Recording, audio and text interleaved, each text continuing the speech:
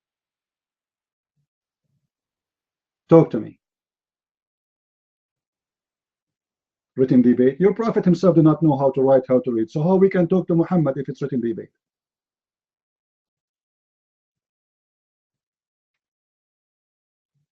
Hani, what's your Baltalk, man? What's your Skype? Your name is Hani. Oh, hold on. I got his name. Hani, man, what this name? This is a long name. It's look like a train. Hold on, let me add you. Search Hani. What? Hani? Abdul. Abdul. You're Abdul. Unbelievable. It's my lucky day. Hani Abdul. Okay. Hani Abdul Lamir. Abdul Amir. That's amazing. Hold on. ER. I'm trying to be sure that we got the right.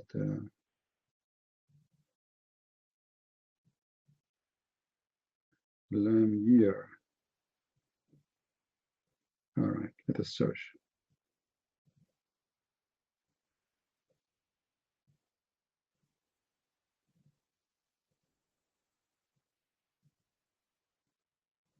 Your search returned with no result. Let us see the name correctly again.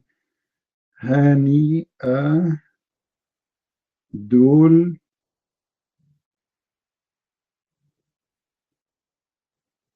Lamir. It's correct.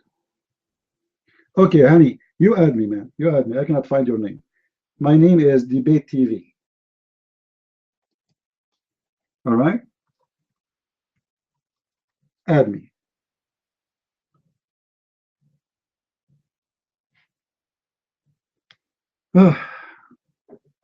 Let me get some tea before we start debating with Hani. Hani, add me. Okay, I'm waiting for you. May Allah bless you, Hani. And don't forget to wear yellow shoes, not black shoes. Who wants some tea, guys? Hani is going to call us right now.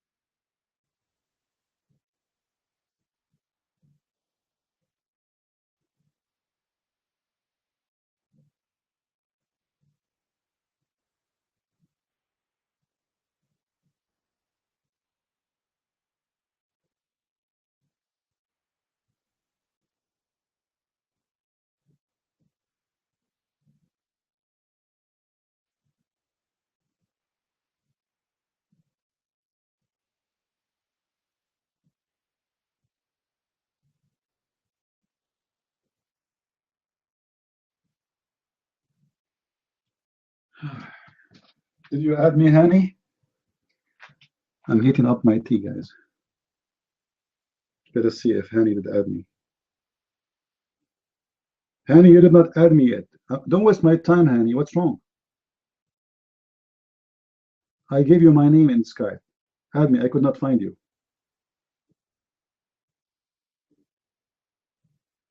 Add me. Add me. My name is Debate TV. Debate TV. Add me.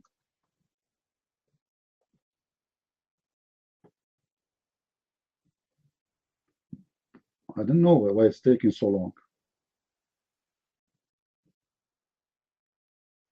House is sleeping? Aboom, are you sitting under a tree? Aboom, are you sitting under a tree, my friend? Because, you know, I mean, seriously, you should not do that.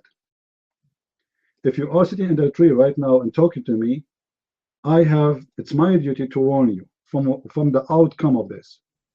First of all, you should know that, yes, this is possible, and you might have heard your elders tell you, especially if you're a girl, to do the following: not wear strong perfume at night, especially around trees. Don't leave your hair open, especially around trees. Cover yourself when you go out at night. Don't sing. Don't recite anything beautifully, especially under trees. Don't loiter in places where you can expect to find jinns.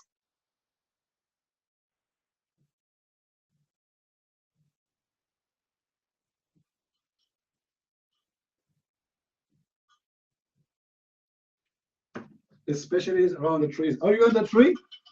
Who is a Muslim right now who is under the tree?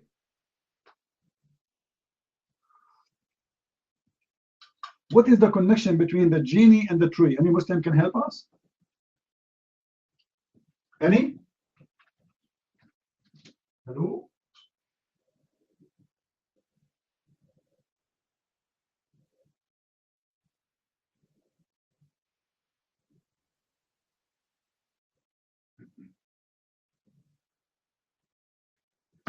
Oh.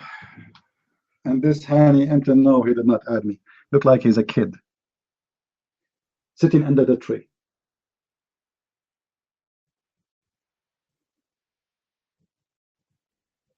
Hani, are you there?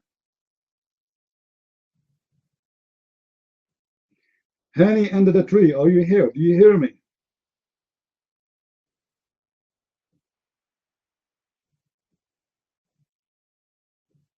Hello, Hani, under the tree. Do you hear me?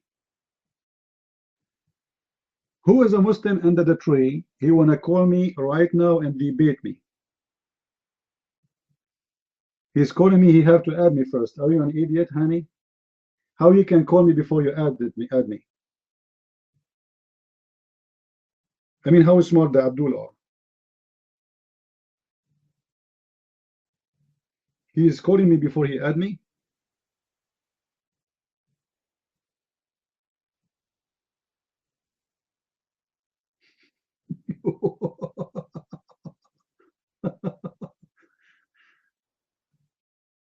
My Skype is on. What I'm not picking up.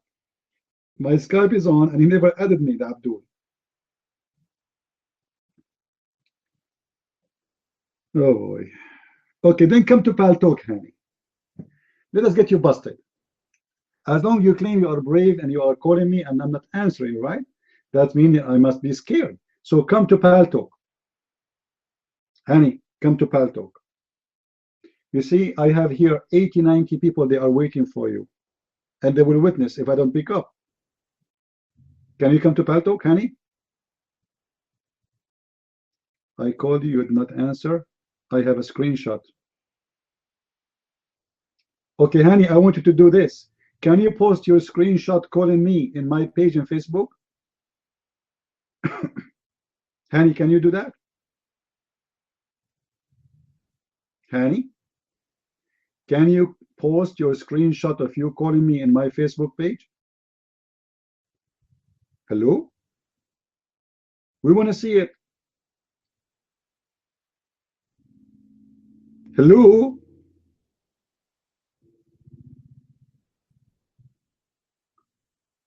Ahab, how are you? Don't flood the text. Do we have any Muslim here want to come and debate us? And SI, if you want to debate us, feel free. If you just want to post text and you want to be an idiot in the room, I have no need for you. Put your hand up. Talk to me. Do we have any brave Muslim here?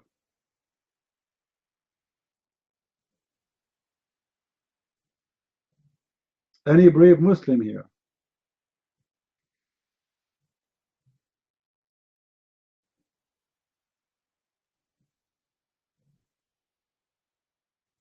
Any coward Muslim? If there's no brave.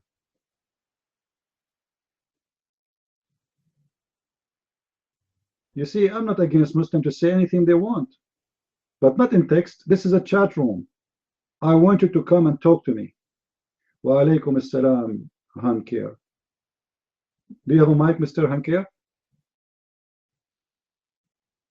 Who is a Muslim would like to come to the mic and tell us something good about Islam? Any Muslim?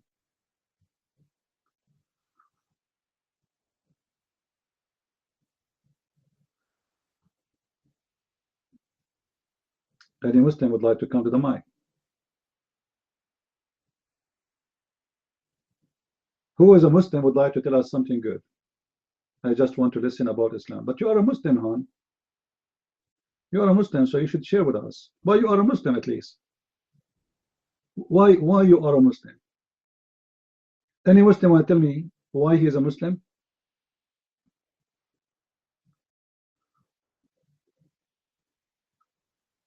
I will tell you myself why I like to be a Muslim. First of all, I like women. I like women a lot. A lot. And you know, always I go like, man, if I am a Muslim, I go to heaven. First of all, the Prophet taught us that when you enter your palace in the heaven, the women, they will jump on you.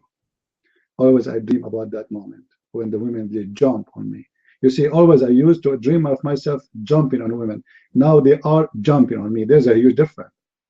So they jump on you. And then, according to the scholars, each one of them will start, I don't want to be rude, but don't take me wrong, okay?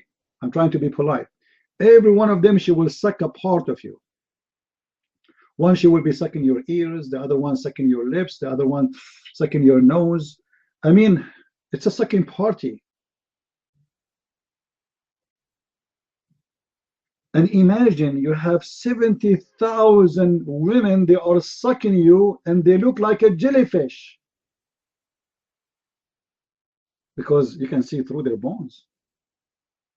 I mean, how sexy that is, that women, they have skin, you can see through their bones.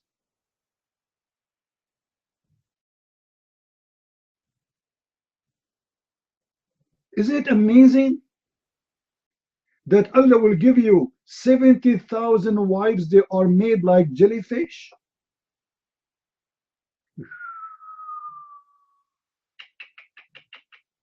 When I tell your shape hard about the Song of Songs, oh, hold Abu Min, do you want me to play for you that he said that in the Song of Songs he found Muhammadim, the name of the Prophet?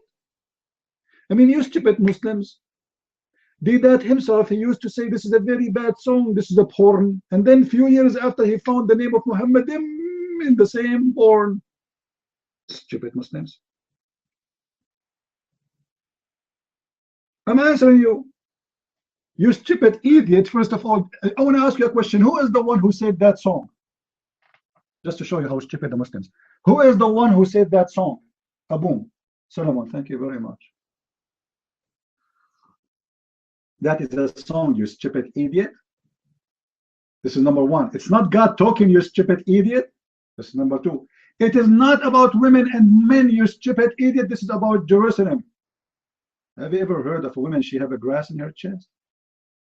Stupid idiot. Abdul, I love to grow you in my yard, but the city is not allowing me. I love them, they are very cute.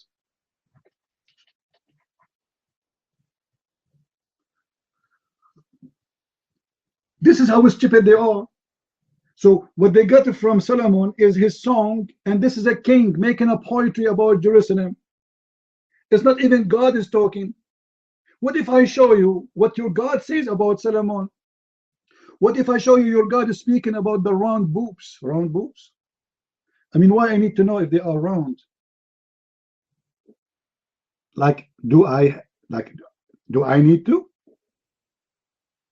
As long as this is bad for you, let's see the hypocrisy of the Muslims. At least that is a king making a point. It's not even about women.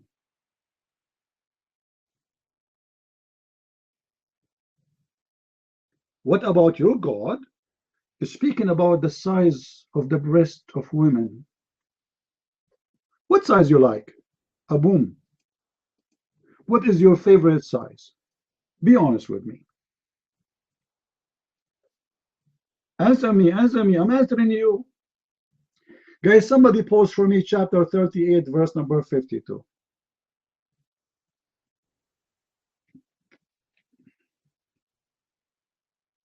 Do you like big boobs or small boobs? This is Allah talking, not Solomon.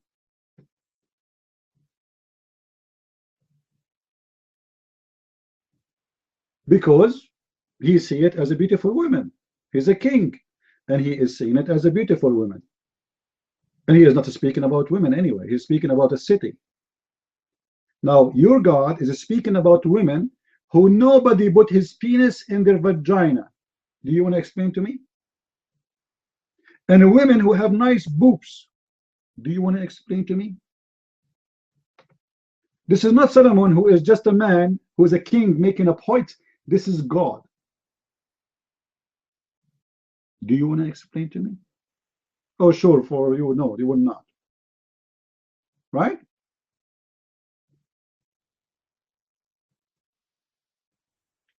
Why Allah is describing the size of the women boobs for you?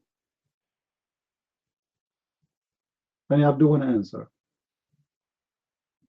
Why the Prophet said that if a Muslim man he go to heaven, Allah will make his penis never go soft. If this is just to show you how filthy, disgusting the debate with Muslims is.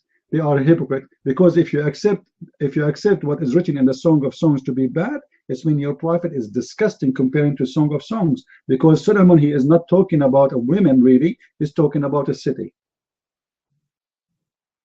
Your prophet talking about your penis. Is that correct?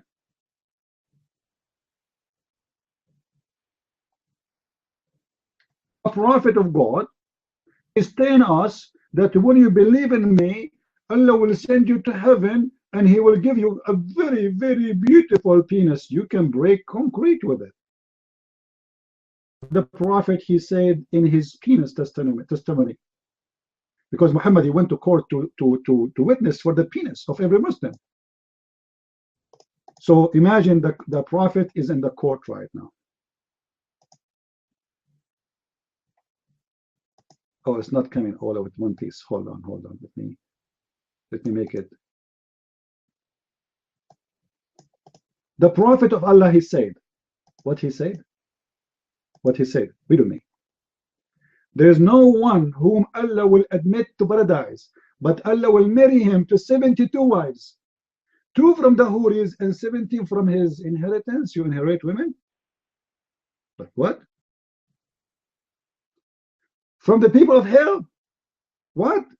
Allah will import women from hell for sex?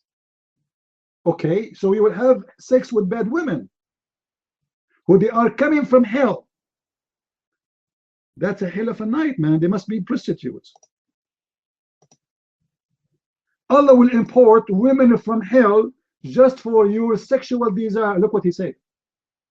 70 from his inheritance from the people of hell, and whom will have desirable front passage, and he will have a male member that never became what?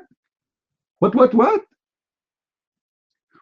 happened to his male member? You see, the translation is being very nice. In Arabic, it says that his D-I-S, well, I don't want to say it, will never.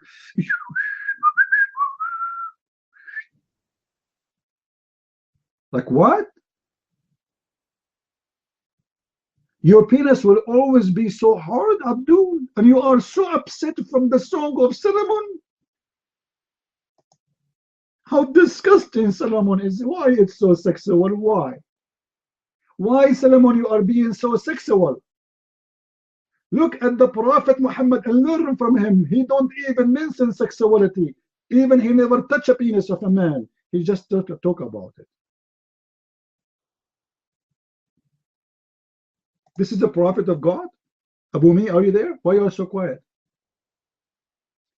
Guys, just to tell you the good news, Abu Mi is suffering right now from his penis, but by the will of Allah. When Abu Mi he go to heaven, his penis can wage war, can break you out of jail. If you are captured by Taliban, Abu Mi, he can go to Taliban, and he beat them with his penis, and he break the jail and get you out. Oh, The Prophet said that Allah will give a Muslim man an endless penis, and this is the best part of it. Because imagine you are limited size man, but your penis is endless. That's so beautiful. That's so beautiful. Endless penis. And then the woman, she will have endless vagina. Yeah, because it says in the hadith, and the vagina fit for that. So if the penis is endless, the vagina is endless too. So imagine you put your penis here, because excuse my language, in the women vagina in heaven, and your penis never show up from the second side because it's endless.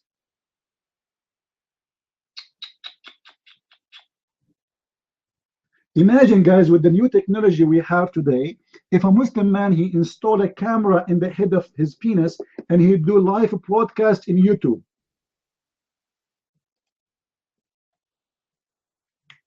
You can see the crowd, millions of people coming to witness first time endless penis inside endless vagina, and how exciting the trip is inside. The penis keep going, keep going, keep going. Are you tired, brother? No, that's okay. The penis is going, the penis is going, the penis is, it's endless. It's endless. I mean, this is amazing. Endless vagina and endless penis. I never thought of such a thing. Any Abdul?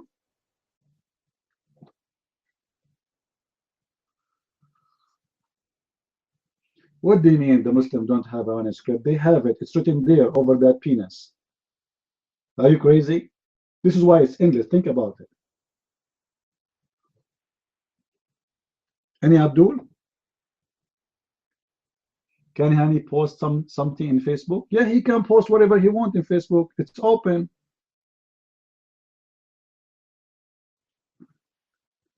And why Hani don't come here?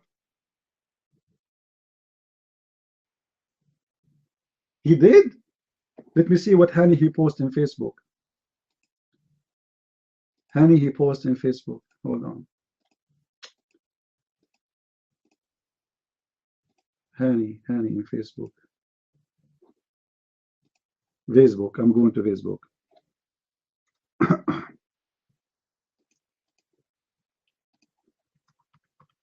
Oh, Lord have mercy.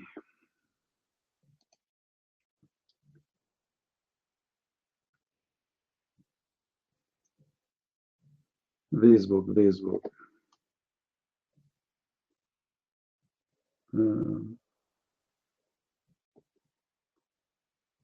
I don't see. Okay, Hani.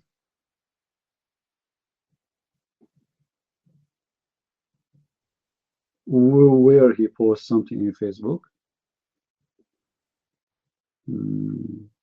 Under the comments?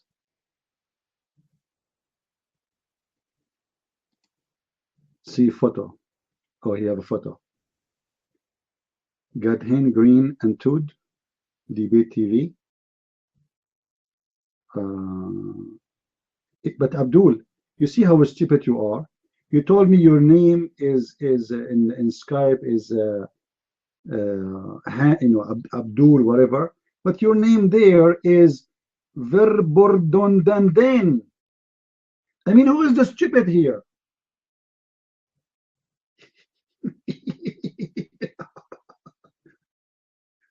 And shouldn't you add me first, you potato? Let me see. I will search for this name.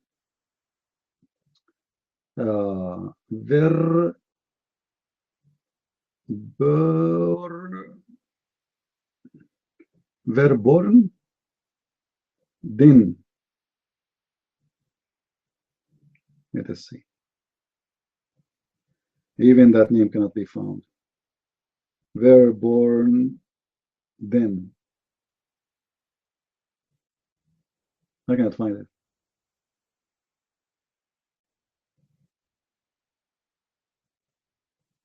Anyway, potato, if you are really brave, come to Pal Talk. We are live. Stop making excuses. You have Pal Talk, you have a Skype. Skype is not working, come here. I stay here for 7, 8, 9 hours. And where is the Muslims? We keep saying, where is the Muslims? Any Muslim? And yet when the Muslim want to call us, we don't answer. That's a joke.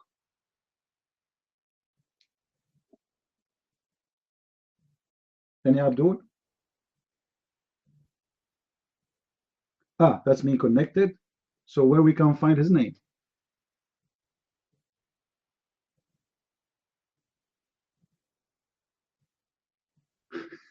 Sorry, my German is very bad. My German is the same as the Arabic of Allah. How in the world that I know that this is what it's mean? Oh man.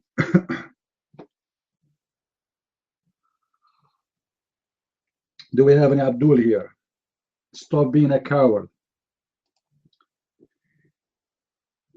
Any Muslim?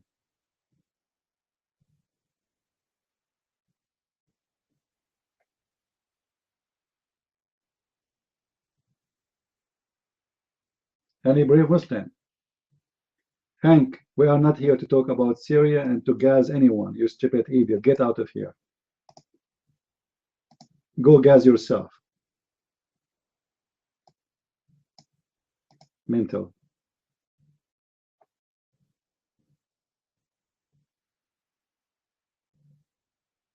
Why you don't go and nuke, you idiot? You want to nuke them in the chat room, you stupid idiot? Hello? Sometimes I say to myself, what women they do to themselves when they marry from some men. I mean, look, imagine you marry this guy. Right away, you start talking to him, he says to you, nuke Syria, gas the Syrian army, make him shish kebab. Like, what? Hello, what's your name? Say your name first, say, tell us what you were talking about. Right away, you enter a chat room, you start talking, nuke the Syrian, and put the gas on them. Like, what? Be careful, my friend. The human being is the most scary, creature. They are really scary. You see, if you go in the wood, don't fear the animals there. Fear meeting some idiots in the wood, not animals. Do we agree? If you go in the middle of nowhere, what is your number one risk will be? It's not going to be animals, it's going to be human.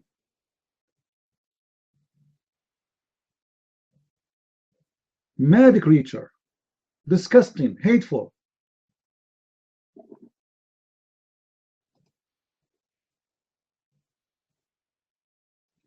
You are walking in the road, and then a guy, he go over the walkway, and he go with his car, and he kill as many people he can. Animals don't do that.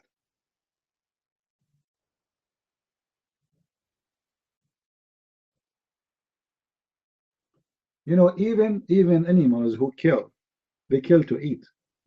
They don't kill for fun. Human beings, they kill for fun. This is how disgusting they are.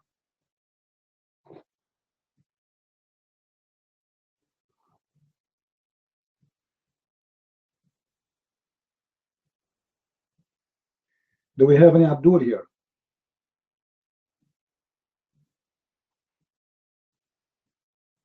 By the way, if any of you would like to read my books, you can go to Amazon and search for a Christian Prince, and you will find the list of my books.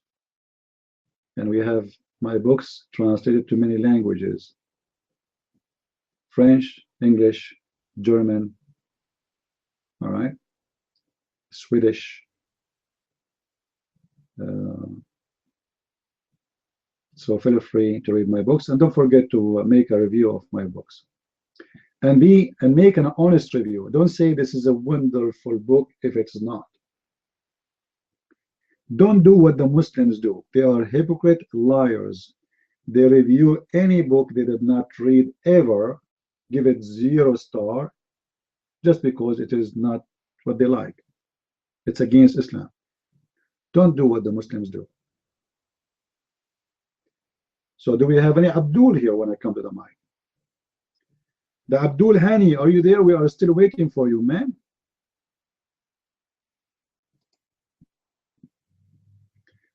Okay, Abdul Hani. Abdul, post your name again in YouTube. You see, because we are trying to find a Muslim. So what we can do, we need to find a Muslim. Hani, Post your name again in YouTube. Okay. I will try to open it this time in my computer. Skype, I mean. And I will try to add you from there. See why it's not working. Because really, really, I would like to talk to you, honey. It's my dream to talk to someone like you. And finally, my dream want to come true. And imagine I cannot accomplish this dream. That's very, very sad. Now you want to go to sleep? Guys, honey, you want to go to sleep now?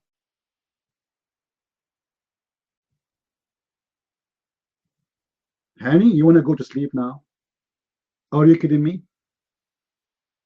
Okay, we will speak only for 20 minutes, honey. 20 minutes. It was 2 already when you said you want to debate me, you idiot. It was 2 already. So what's the difference? 2 a.m. and now it's 2:30, right? So it will make a difference if you stay with us like 20 minutes. Come on, honey. Allah will bless your penis. Don't you want to get the Indus penis? I'm sure you are desperate to have one. Forget about the old days where you go down in your panty and you look for it and you cannot find it. Those days are over. It's history. From now on, after you debate me, Allah will make your penis endless. What an amazing feeling.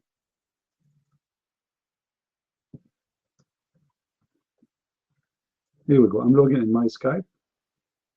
Yani, and you will receive an ad from me. This time there is no way for a mistake. I just copy your text as it is.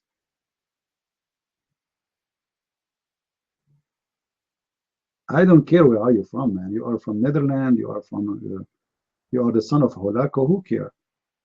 What we want is your knowledge in Islam, and look like you are very strong.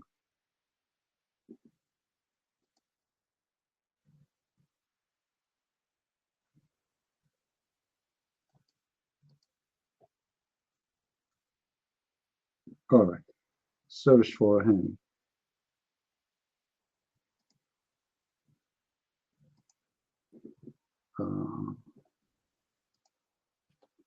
Click.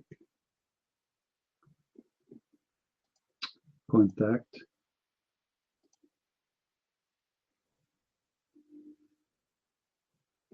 Add. Search. Find. Hani, I found you, Hani. And I just added you. And Hani, I'm going to call you.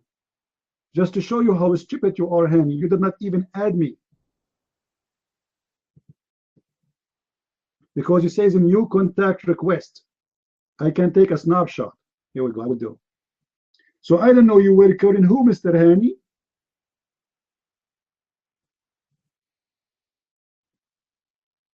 Did you add me, Hani? I'm waiting for you. You did not add me yet. Hello?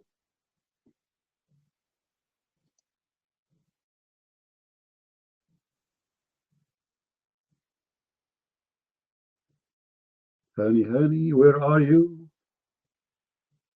Allah himself waiting for you. He need you to defend him.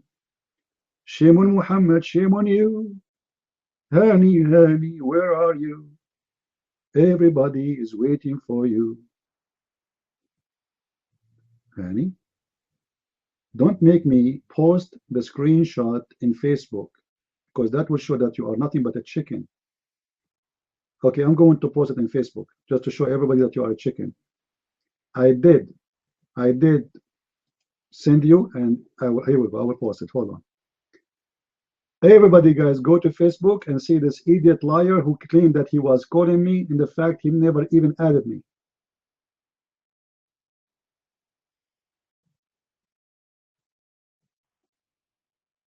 Let me post the screenshot.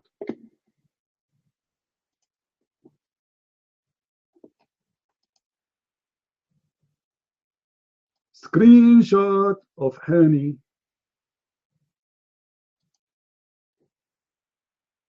waiting for Hani Falafel to add me.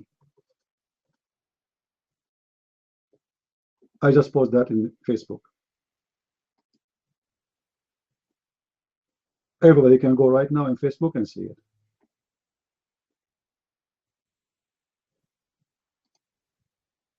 Guys, if you have Facebook, don't you see it? It says, Hani Abdul Alim, a new contact request. Does it say that? If he added me for real, it's not going to show that because I will be already in his list. Right? That means it's pending. And this is why it doesn't show, it show like in gray.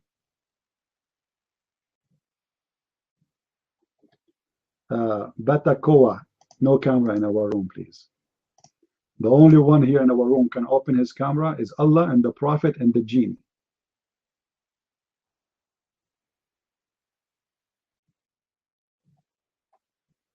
So do we have any Abdul? I'm wasting my time with those Abduls here.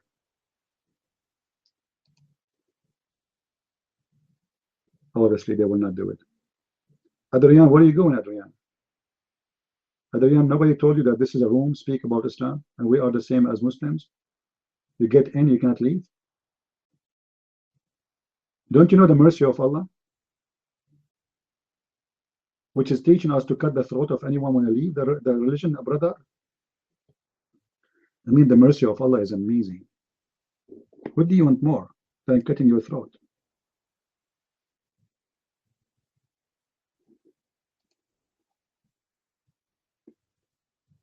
Hani, I will give you 5 minutes to add me, otherwise I will take you off from my list, you potato coward.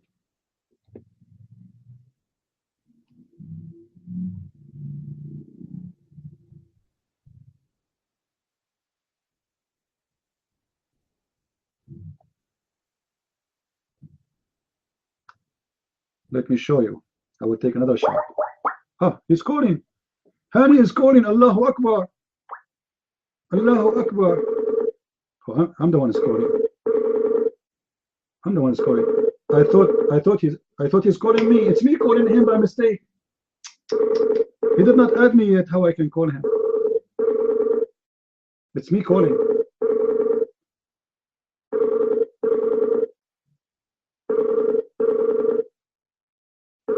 All right, all right. No answer. Yeah, because he did not add me anyway. I was like, what? Hani is calling me? And then I looked like it doesn't say anywhere to answer, but then I found out that I'm the one who's calling. Don't ever give an Arab guy a Skype. He will get it wrong. That's what happened to me now. Do we have any Abdul? You have the courage and the knowledge.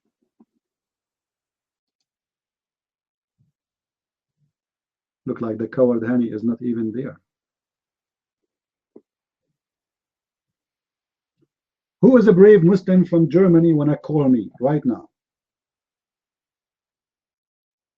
He did not add me yet. How he can answer, my friend? He did not even add me, the coward, the potato.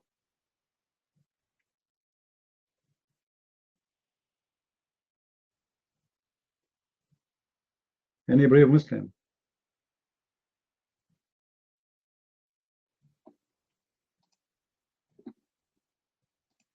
Until now, we did not get even one Muslim here. What a dry night. Not even one Muslim. This is not fair.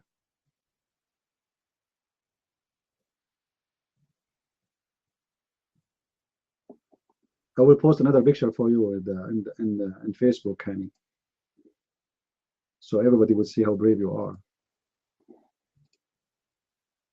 Here we go. I will post again, waiting for Hani. Should I call you Hani or Honey? I cannot call you that. Are you a girl or a boy?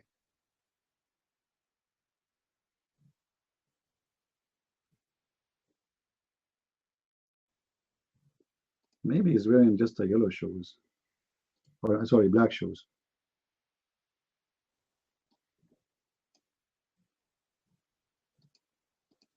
I will post those pictures there just to show everybody how those cowards, they lie when they say they added me and they are calling me. Here we go. It says, if you click at the picture, you will see it says contact request sent. This is a Christian princess waiting. You see that? I'm posting in Facebook. If you want to join our page on Facebook, look for facebook.com/Islam not for me.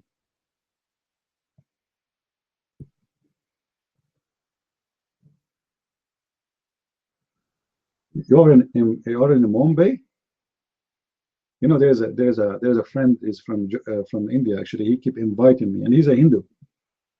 And this guy really is a big supporter of what I do. He loves what I do, and he is a Hindu. He keep asking me to go and visit him there. Maybe one day I will go. But I want to learn Indian before I go. I speak all languages, by the way. Don't take me wrong. I speak Chinese. Anyone Chinese here? Thank God, there's nobody. I speak German. Any German here? Any German? You're German? Oh, forget about it. I don't speak German. I speak different language. Okay. Let us ask for anyone speak French here?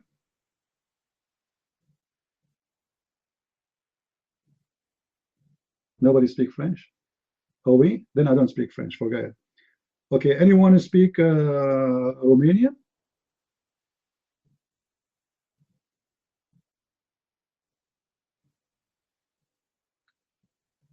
Me? Then I don't speak Romanian. I speak only languages which you do not know, to make it simple. All languages which you don't know, I speak it. Allah taught me. I speak to ants. I speak to hubub, to chickens.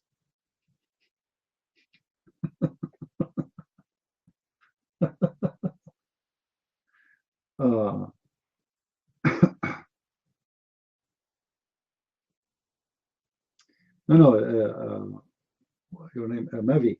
The coward did not even add me.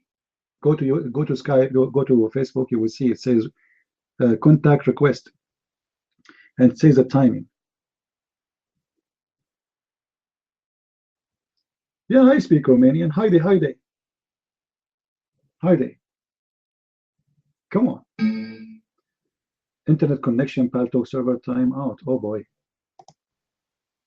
Our Paltalk is out, guys. Hold on. For some reason, we are crushed in Paltalk. So we have to log in again. Oh, we are back. I don't know why this happened.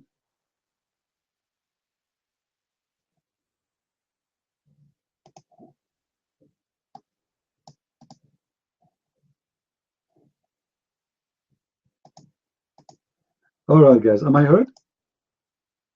I think there's a genie in the room. Do you feel the genie in the room? I think there's one of you. He was under a tree, and he have or she have her hair open, and she have perfume, and this is what happened when you do that. You bring genie in here.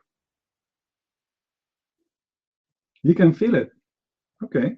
So no, we don't know who is the one behind this conspiracy.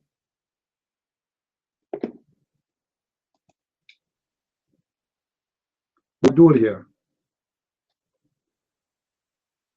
Until now, not even one single Muslim, he came to the mic.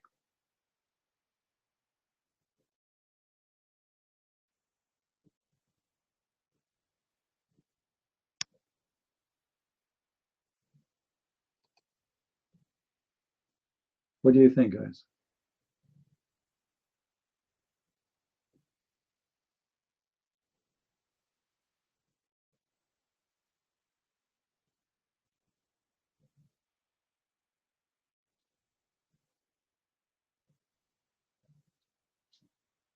Holy Spirit talking in my mouth, that will be an honor for me. But I don't think so, my friend, because As long as I'm talking about Muhammad, I don't think the Holy Spirit will talk in my mouth, because I'm speaking about the most evil. The Holy Spirit speaks about the good.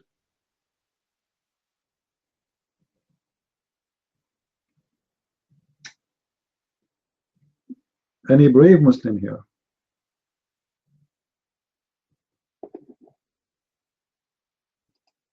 No one.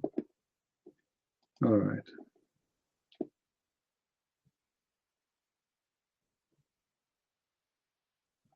Let me take this coward from my list. I added him for nothing. Potato.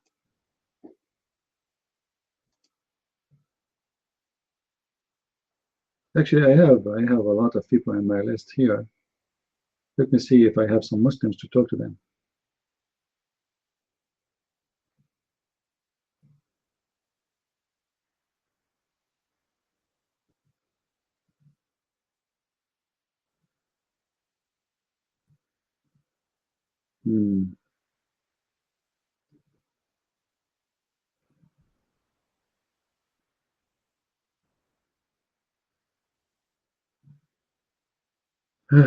Look like we have no luck.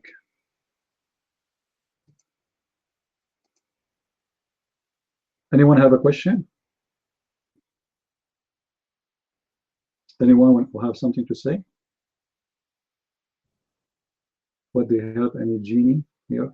Well, you know, genie, they can be very useful creatures. As an example, you know, the prophet, he said that the genie, he sleep in your nose and he piss in your ears, right? You know that. So look at this. Think about it in a positive way. You live in a very busy area. Like when I used to live in Asia, the street was so busy, and the only thing make me sleep well, it was the genie who sleep in my ear. Actually, he pissed there, and he sleep in my nose. When he sleep in my nose, he do two things.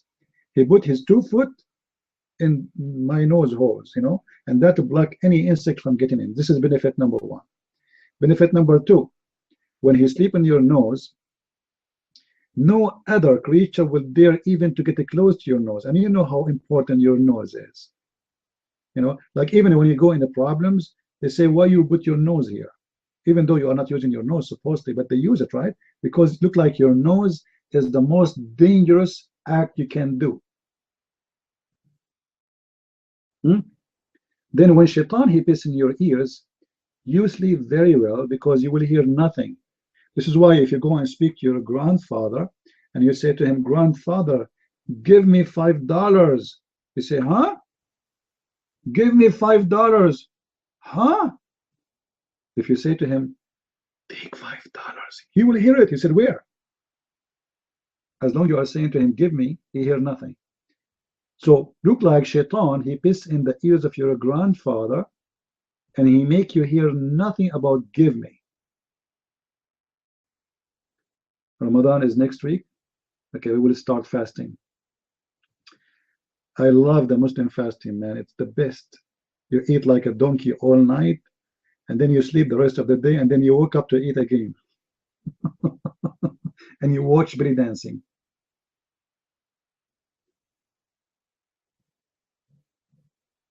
See how amazing it is? And yet the Muslims, they claim that they are fasting.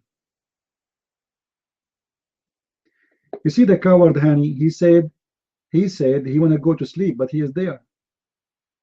He's there, he's still there. What a potato you are.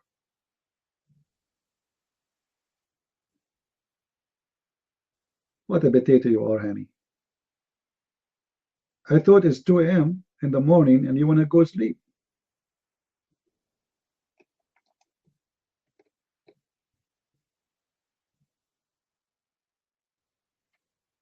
What a Abdul.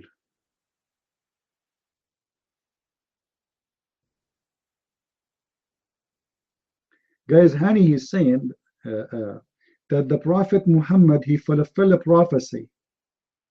And Hani, he want to post for us Isaiah. Hani, I cannot wait for you to post Isaiah 42 about the Prophet.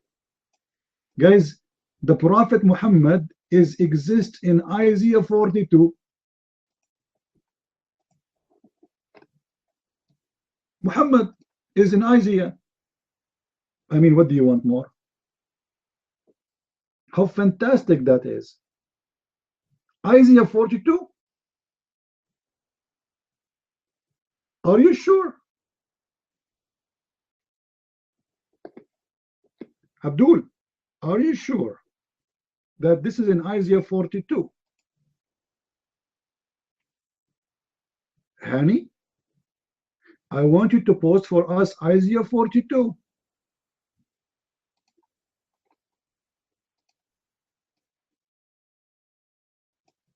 Hello, Hani. All the Christians cannot wait until you post for us Isaiah 42. I want to see it.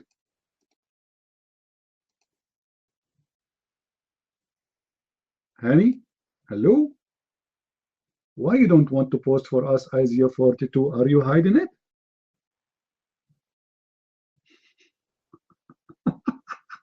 Isaiah 42. Ooh, I love it. I love it. Can you post for me Isaiah 42?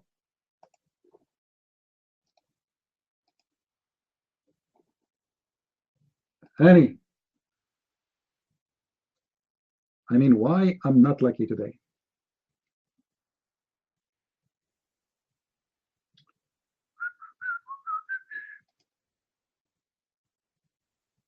Isaiah 42, right? Yeah.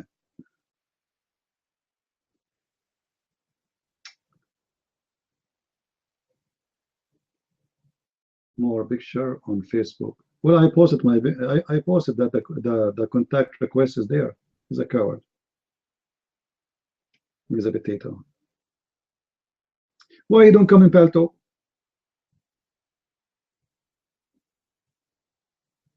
Did I post there that the contact request is waiting on Facebook? Go see it. Yeah, he can come to Palto, and the story is solved.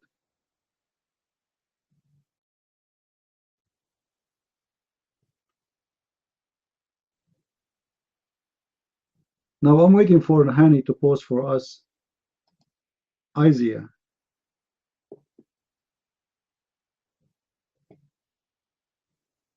Okay, Isaiah 42 what? Isaiah 42 what? Post for us the verse about Muhammad in Isaiah 42.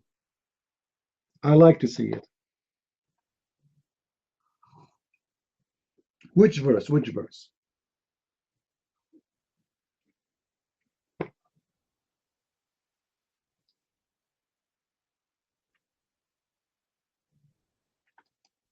Which verse? Honey, come on, do something.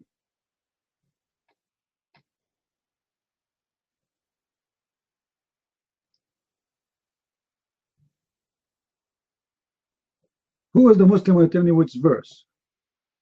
Are you calling Allah? Guys, Muhammad is in Isaiah. Just to show you how stupid the Abduls are. If this is true, it means the Quran the Muslims today they have in their hands is corrupt. Anyone knows why? Anyone knows why?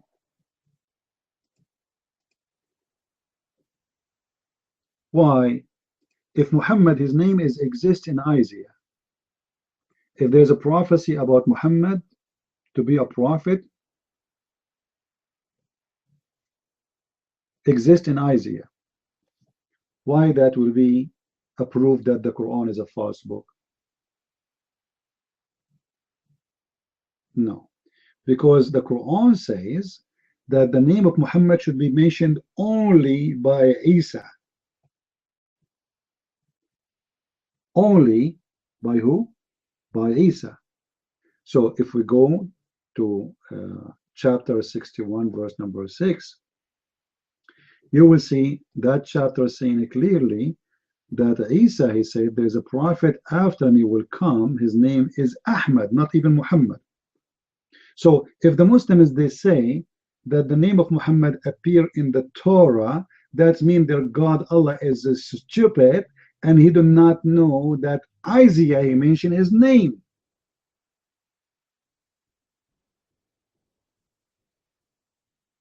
Are you getting my point?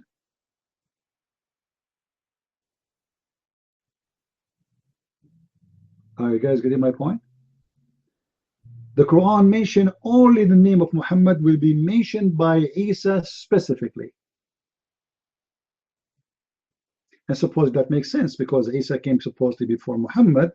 It's not Isaiah. You know, there's a long period between Isaiah and Muhammad. So if Isa, he mentioned Ahmad will come after me, that make more sense. But Isaiah, that means the Quran is a stupid book and Allah, he have no idea. But Hani is smarter than Allah. Hani, he was able to find the name of Muhammad in Isaiah. Allah have no idea.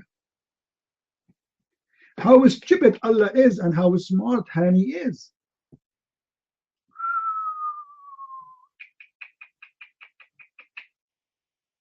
Man, very super intelligent Muslims, their God is stupid.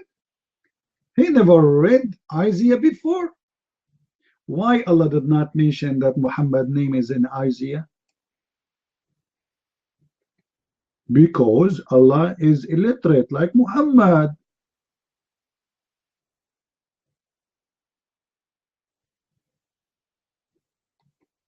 Any Abdul? Who is the smart Abdul who dare to debate me?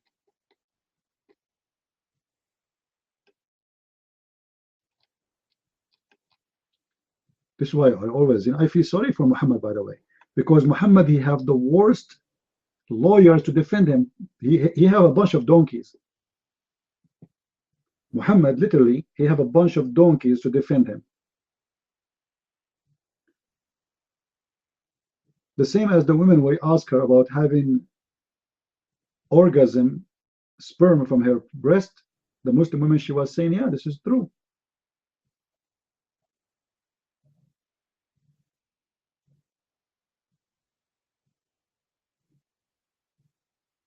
And somebody is saying that the Quran is a big joke. I don't agree with you. The Quran is not a big joke. It is hilarious.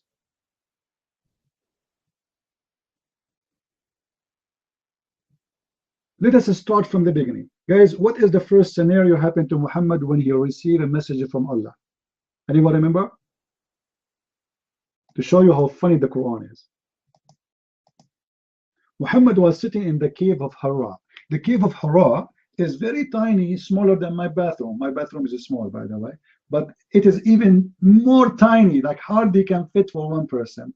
And Muhammad was sitting there, and then a guy entered into his cave, and without any introduction, he did not even say Assalamu alaikum, brother. No, no, no. Right away he said to Muhammad, read. Muhammad looked like, what? I cannot read. So the guy, he took him and he started squeezing him. And by the way, squeezing is a very, very, very nice practice. Try to do it with your friends, especially the ones you never met yet, and see what will happen to you. You meet first time a guy, and the first thing you do to him, you say to him, read, and you squeeze him to the point he cannot breathe. And Muhammad is just like a potato sitting there like, what? Like, why Muhammad don't push him away? Think about it. A guy who you have no idea who is he is squeezing you. Shouldn't you push him away? What if he's trying to kill you? What if he's a gay? What if he's a mullah? What if he is molesting you? Huh? Look like Muhammad, he have no resistance. He like it. So the guy, he said to him, read. Muhammad said, I cannot read. The guy, Muhammad can't breathe. Okay. And then he released him. And then the guy, he said to him, read. Muhammad, he said, I cannot read. And the guy, he hold him again and he squeezed him. Muhammad can't breathe. And then the third time, read. And this is what is more funny about this story. Why the angel, he told him read it 3 times and he squeezed him 3 times. Maybe the Muslims like Hani, they have an answer for this secret. Why 3 times? Why the angel who is coming in the shape of a man did not squeeze Muhammad 4 times, 2 times, 1 time? By the way, guys, in the coming weekend, we have a squeezing party. What we will do is very simple. We go to the heart of Hira and we squeeze each other very hard. And then we say to each other, read, read, read. I can't breathe. Read. And the funny, the Muslim, they say Muhammad even do not know how to read. So what's the point? Who is the stupid here, the angel or Muhammad? Why the angel saying to Muhammad, read, when the idiot Muhammad, he have no idea how to read? A smart Muslim, he told me that, yeah, Muhammad, he do not know how to read. And the angel, he gave him a paper. He gave him what? What? The angel, he gave him a paper? Are you sure? Muslims, did the angel give Muhammad a paper?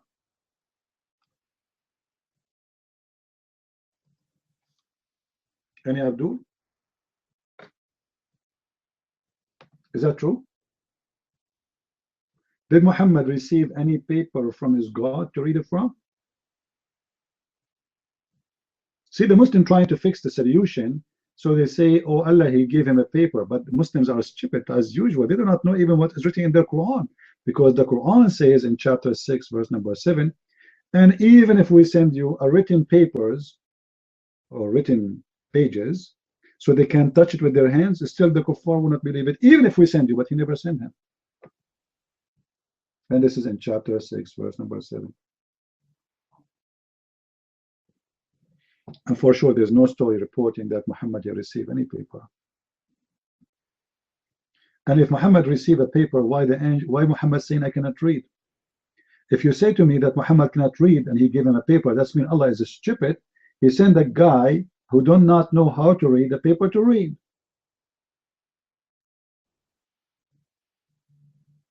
Any Abdul? I mean, Islam is very very super intelligent. Hani, is that you? Hani, are you the one in YouTube? Just a quick question, Christian Prince. You say Muhammad is a gay. If he was a gay and he invaded Islam, why would he make a big gay haram? Who said that he made a big gay haram? Show me. Show me. I challenge you. Actually, Muhammad, he never said any of what Muslims they claim. There is a verse to speak about the gays in the Quran. And that verse says, if somebody he act like a gay, insult him. What? Insult him. And the interpretation says, beat them by sandals, and if they repent, let them go. That's it. And this is in chapter 4, verse number 16. So which one you take, Muslims, the punishment of Allah or the punishment of the hadith, which is obviously fabrication? Correct, guys? Why the Quran does not say the same punishment in the hadith? Why the Quran says, if somebody is a lesbian, chapter 4, verse number 15, you jail them in their houses until they die. This is the punishment for lesbian. And if they are gays, verse number 4:16, insult them. That's it. In the interpretation, it says, beat them by sandals. Well, you know what? You beat a gay by sandal, he might like it and get excited. So what do you say?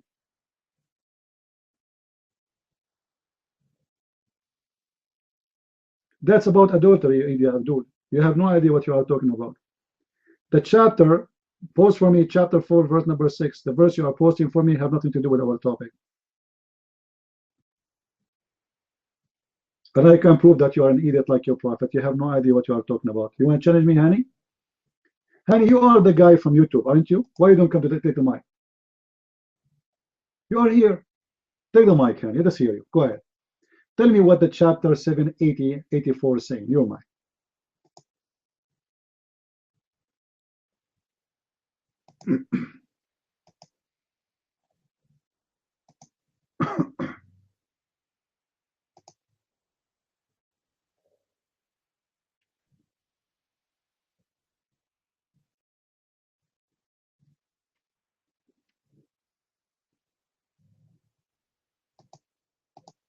See? He refused to post the verses I gave him, and he is talking about different verses have nothing to do with our topic, and I can prove it easy. Hani, what if I post for you the interpretation of the verses you are posting for us? Do you accept your scholar's interpretation, Hani? Go ahead. Do you promise me you will come to the mic and read them? Do you promise?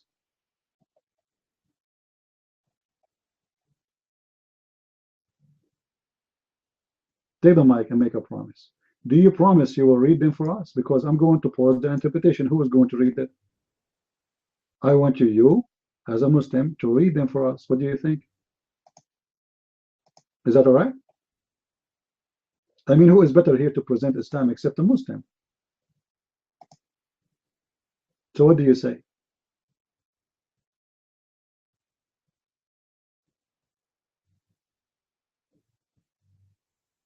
Do you accept? Take the mic. I will post for you the verses one by one with the interpretation coming from your Muslim scholars. And whatever your scholars they say, I will take it, no problem. What do you think?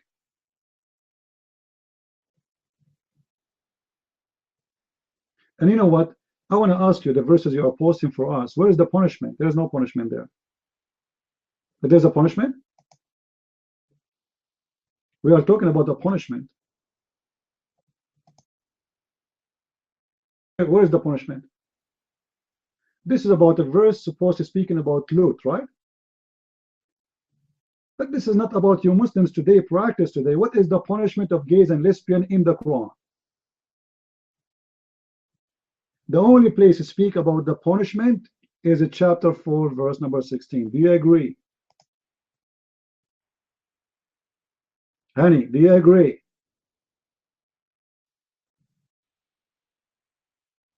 If there is any other place in the holy chapter speaking about punishment of gays except chapter 4:16, the chapter you are posting me, you idiot, this is about Lut. What happened between Lut and his people? What does have to do with our topic? There, supposedly God, he punished them. I'm talking about the punishment of Muhammad and Islam for somebody he practiced, not God burning a city. What is the punishment of gay in Islam according to the Quran? The only verse to speak about it is in chapter 4, verse number 16. And what is the punishment? It is nothing. In the hadith, Muslim, they say that Muhammad, he says, kill them. So which one we take? We take the hadith over the Quran or the Quran over the hadith? Hani? Which one we take? Quran over the hadith or hadith over the Quran? I want an answer. Hani is in trouble. This is the same Hani who was texting in YouTube, but he don't want to take the microphone. Isn't it amazing? He wanted to call me in Skype desperately, and now he don't want to take the microphone. It doesn't make sense to me.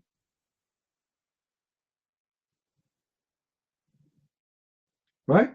And here we go. This is the interpretation of the verses. He promised if I give it to him, he will read it in the mic. This is Tafsir al-Jalalain, not my interpretation.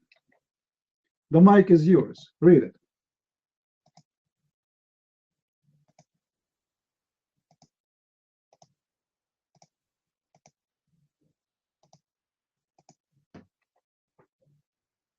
He will not take the mic. He's a coward.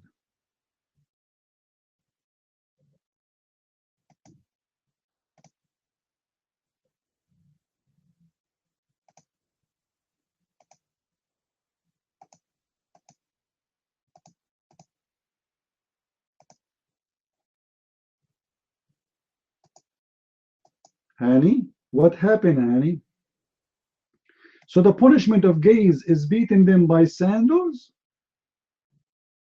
Are you sure this is the punishment of Islam? Allah, yes. That's it. If you beat a gay with a sandal, he would get excited. They do spanking party. What do you mean beat them with sandals?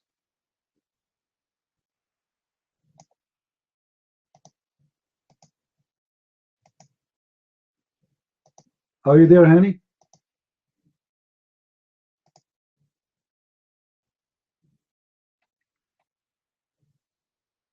Secondly, as long Hani is so quiet right now and he became a mute by the power of Allah, he is ashamed of his stupid belief, because obviously Muslims don't follow Allah, they follow Muhammad. They say that Muhammad, he said in the hadith, killed them. The Quran doesn't say that. So which one is more important to the Muslims? Is the God Muhammad over the God of Allah? If Allah is God and Muhammad is just a prophet, how come you follow Muhammad but not Allah? Any Muslim will answer?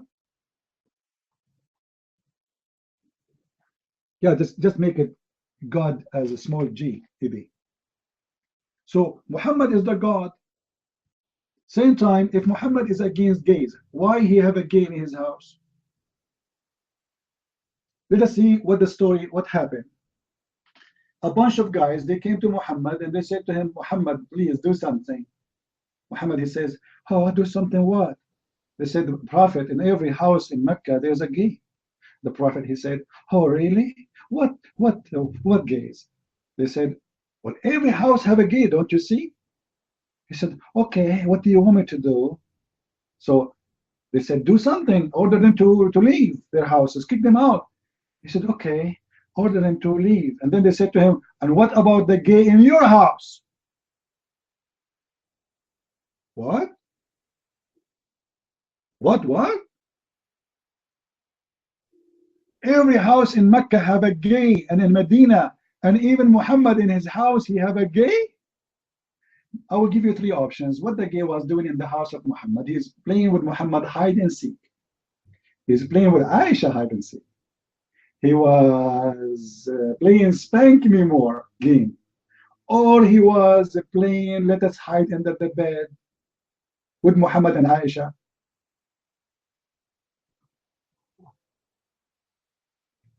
What is exactly the business of the gay in the house of a prophet of God?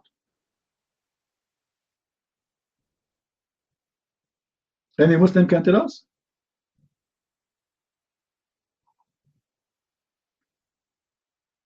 No answer. Okay, another question.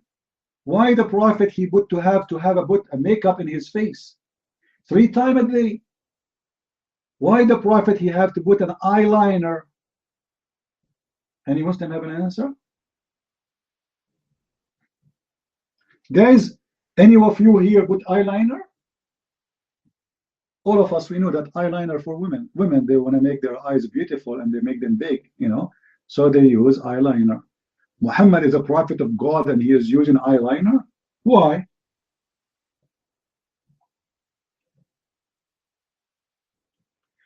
I could not even find any hadith speaking about women in the hadith putting eyeliner. It was Muhammad always putting eyeliner.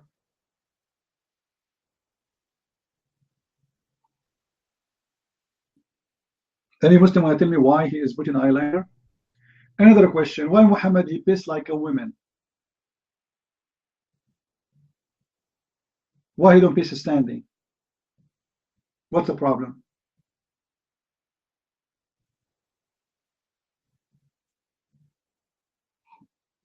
Yeah, Muslims cannot dye their hair black, because if you dye your hair black, black color is evil. All right, so you cannot. It's forbidden. You can make it green, by the way. Go green. Go all kind of color, any color you want, but don't do black. Remember, the black dog is the devil. This is what Muhammad told them. Black is the color of the devil. This filthy Muhammadi is a very filthy racist, to the point he told them that the black color always connected to the devil. So this is why he said, kill a black dog. They said to him, what? Why black dog? What distinguishes yellow dog from a white dog or from a black dog? He said the black dog is the devil.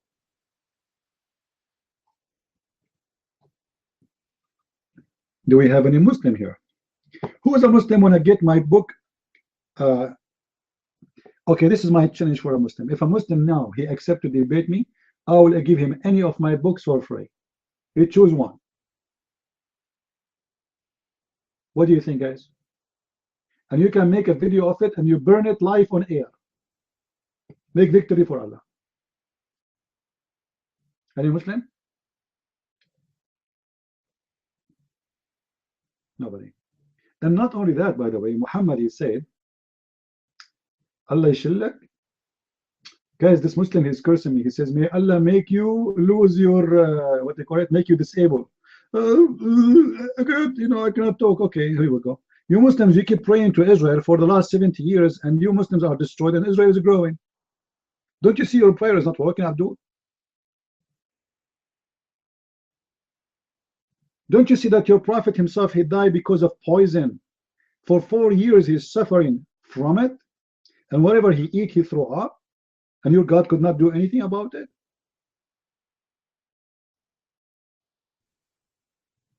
Hello? Even the word Ameen, you coward Muslims, is a theft from the Christians. Even that word is not yours. Everything in your religion is a theft. What Ameen? Ameen is not even an Arabic word. Who is Adam Slacks? I have no idea. Why I need to watch his videos, man? I like to watch cartoon and Muhammad. This is my only hobby. Nothing else. Muhammad, he guide me to the true way of life. The cartoon make me smile. As an example, if I do not know about Muhammad and I go to the bathroom, how I'm going to clean my private part? I will not know. Muhammad, he taught us. Even there's a hadith says, أن الرسول قد علمنا كل شيء حتى الخراء. Translation. Excuse my language. I'm just being accurate. The Prophet, he taught us everything, including how to do shit. I mean, this is a hell of shit.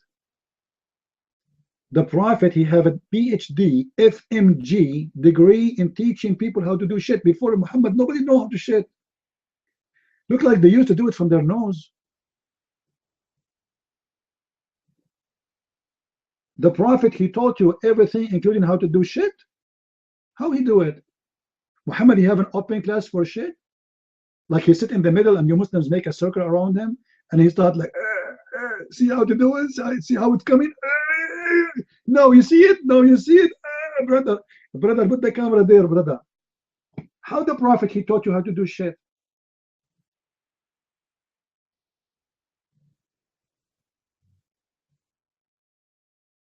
Huh?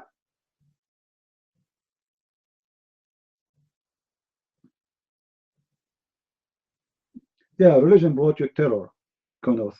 Christianity never brought any terror. You see, Jesus said, love your enemy. That is terror. Bless the one who curse you. Pray for the one who hate you. That is the Messiah. Hitler, he was fighting, killing the Christians side by side with the Muslims. Koth, I don't like stupid talk. You want to say something smart? Say it. You have nothing to say, get lost. What Hitler have to do with the Christianity, you idiot? Stupid dump. Go and read the book of Hitler. He make fun of Christianity. The problem is we have a bunch of ignorant who have no idea what they are talking about. They are copy-paste like bacterias. None of them even read who is Hitler, what he is about, what he said, what he did not say.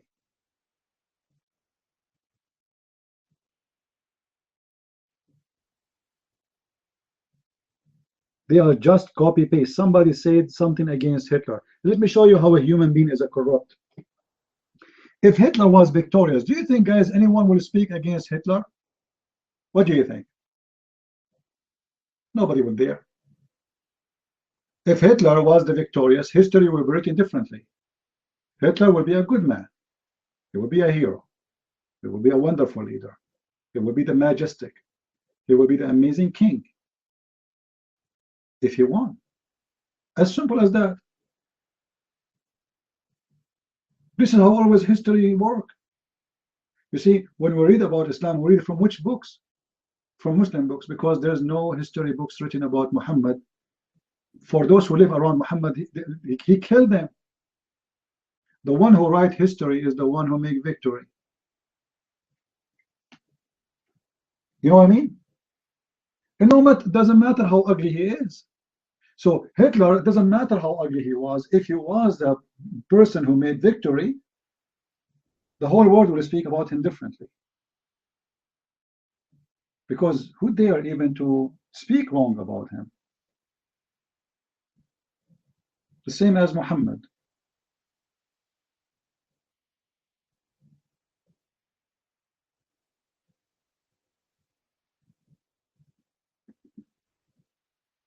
History always written by the one who make victory, not as it is. Don't believe in history books the way you see it, because it's written by somebody, whoever the writer, doesn't matter how much fair he's trying to be, he will write his point of view of history. There's very rare people who can make or write history as it is. Even the media today is involved in the biggest scam ever. You know, the title changed the news. You see, the news is the same, but the title make a difference. So I will give you an example. When a Muslim, he stabbed some Jews in Israel, Israeli newspapers say a terrorist stabbed a civilian. In Arab countries, the guy who stabbed a Jew, they say the murder for Allah, ash-shahidu billah, his name is Muhammad Abdul Shish Kebab Falafel. He attacked a bunch of pigs. You see how the news is? It's the same news. It's the same exactly, about the same thing, about the same attack, about the same person. So for them, he is a terrorist. For the others, he is a hero. He is a murderer for Allah. He is a wonderful man. Now, if the Jews, they are gone, and the Muslims able to destroy them all, the only books will be written as a book of histories is the book written by Muslims. And the news which written by the Jews will be destroyed. Then we will not know really what exactly happened for this person and this accident or this attack.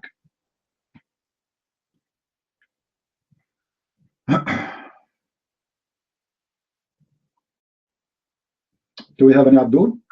What the age do Muslims get circumcision? There's no age. You can do it any age.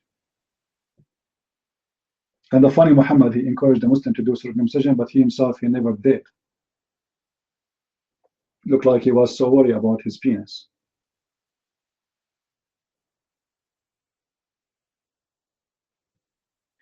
Any Abdul?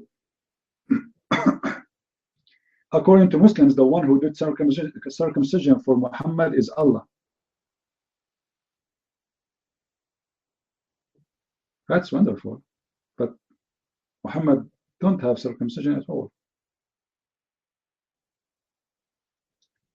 Why did he say that Musa was black like people? Okay, where it says Musa was black?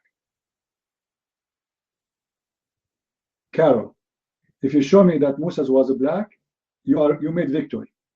Where it says that?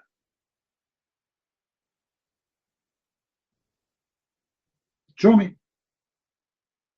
Guys, Musa was black, and who said that? Muhammad. I want to see it.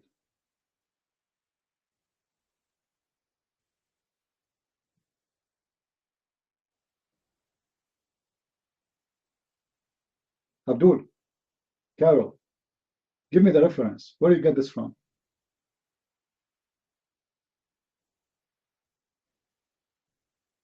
Where you get this from?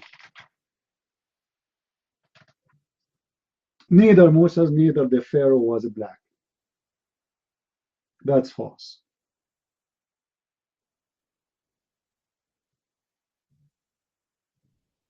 When a Muslim, he give us something, I want you to give me a reference.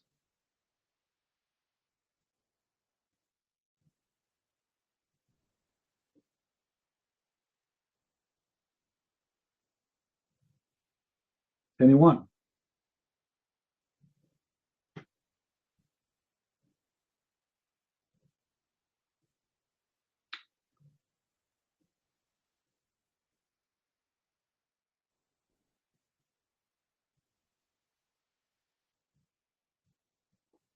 And Abdul.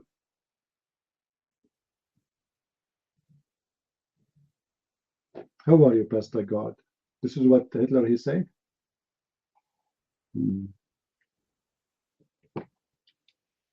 Yeah. Do we have any brave Muslim here?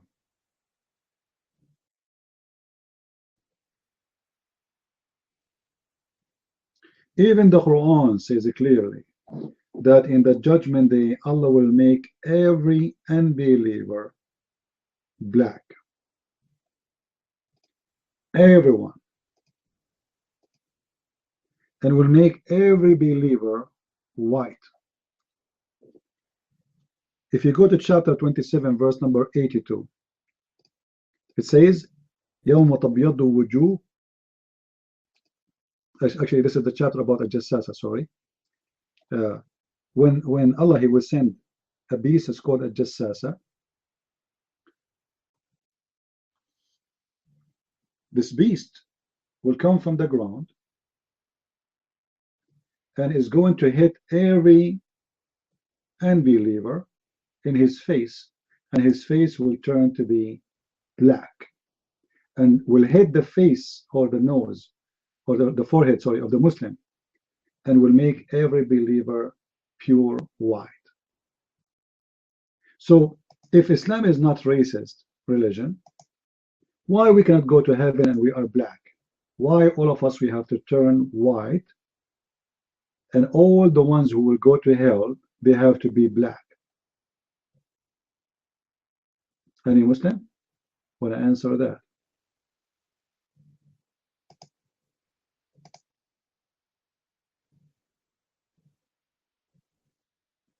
No, not true. You see, I can say this is goes for a metaphorical, but the beast is a physical beast, and he will beat you with the stick, and the stick will make you white and black, and people will recognize each other from their color. Read the interpretation. See, that can be true if you are not talking about a physical act and a physical action and a physical stick. He will beat you with it, and then it says, they will say, oh, this is a kafir, oh, this is a believer. How they knew each other from the color? So what you are saying is absolutely false. However, do you accept the interpretation of the Muslims for their Quran? Carol, do you accept?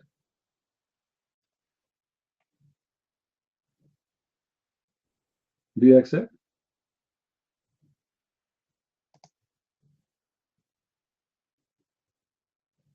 Where it says that? No problem. I will show you. Hold on. Now, if I show you, that will make a difference for you, or it doesn't matter really. You're just here to argue. Because if you are honest, say that, then you should leave Islam. Correct, guys?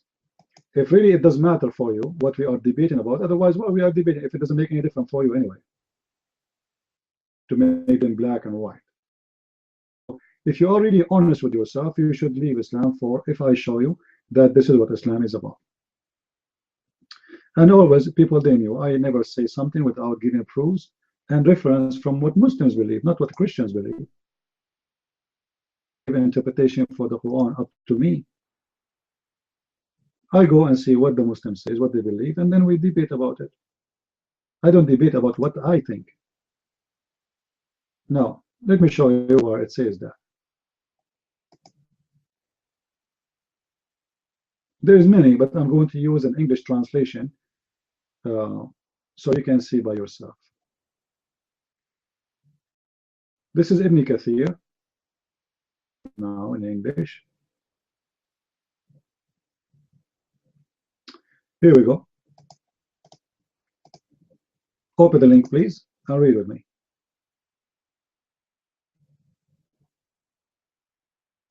What Ibn Kathir is saying. Let's go to Ibn Kathir. I will go myself there, and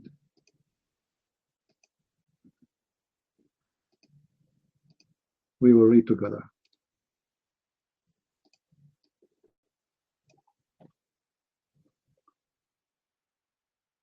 a beast will emerge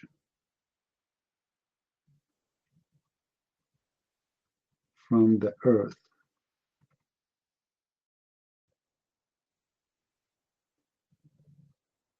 and with it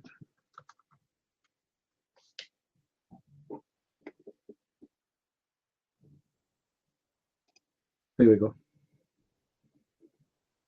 Let us read together. I will make actually the automatic reader read for us.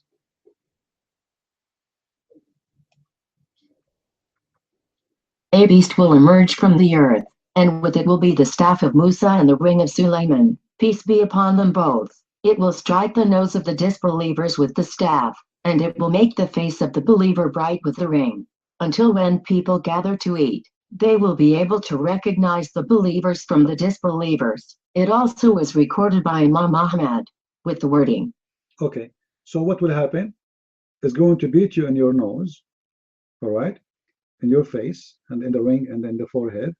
And when people they gather, they will be able to do what? They will be able to recognize who is a believer, who is not a believer. From what? From the color of their face. The believer will turn white. Here it says in the translation bright, and we will expose them because just down few lines down in the same page, they forgot to fabricate a translation. So it says clearly that it's going to make you white. Let us read together what it says else. This is a physical recognition about white and black. It will strike the nose of the disbelievers with the ring, and will make the face of the believer bright with the staff, until when people gather for a meal, they will say to one another, O believer, or O disbeliever. It was also recorded by Ibn Majah. Ibn Jurayj reported that Ibn Zubayr described the beast and said, its head is like the head of a bull, its eyes are like the eyes of a pig, its ears are like the ears of an elephant, its horns are like the horns of a stag, its neck is like the neck of an ostrich, its chest is like the chest of a lion, its color is like the color of a tiger, its haunches are like the haunches of a cat, its tail is like the tail of a ram, and its legs are like the legs of a camel. Between each pair of its joints is a distance of 12 cubits. It will bring out with it the staff of Musa and the ring of Sulaiman. There will be no believer left without it making a white spot on his face, which will spread until all his face is shining white as a result. And there will be no disbeliever left without it making a black spot on his face, which will spread until all his face is black as a result. Then when the people trade with one another in the marketplace, they will say, how much is this? O believer, how much is this? O disbeliever. And when the members of one household sit down together to eat, they will know who is a believer and who is a disbeliever. Then the beast will say, O so and so, enjoy yourself, for you are among the people of paradise. And it will say, O so and so, you are among the people of hell. This is what Allah says.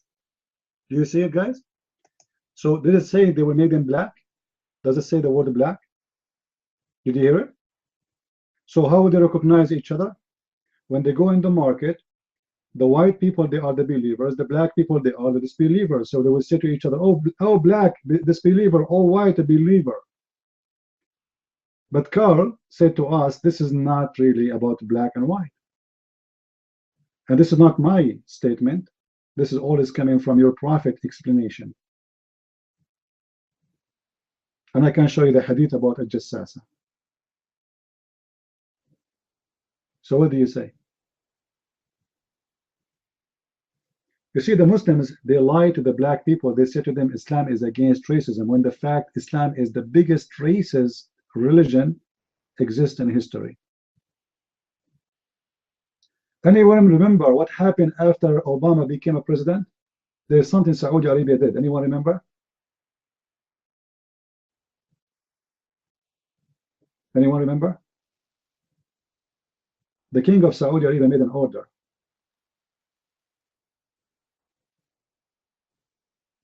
No.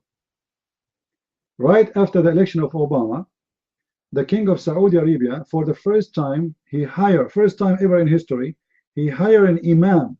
You know, imam, not someone he called Allahu Akbar like Bilal, an imam to be the imam in the Kaaba. And he was a black man. First time in history.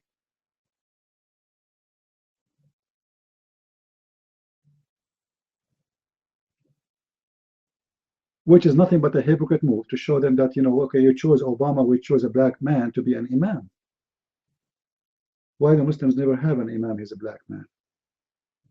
When the Muslims, they said, why you are putting a black slave to be our leader? What Muhammad said, anyone remember? Anyone remember? What Muhammad said about the black who will be the leader of the white men? Yeah, but what he said? He said there's a rising head. Okay.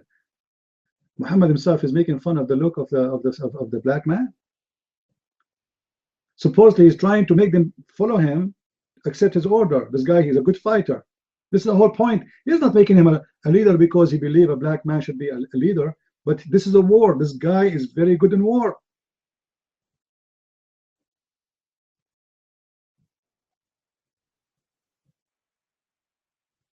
And the answer of Muhammad is very clear.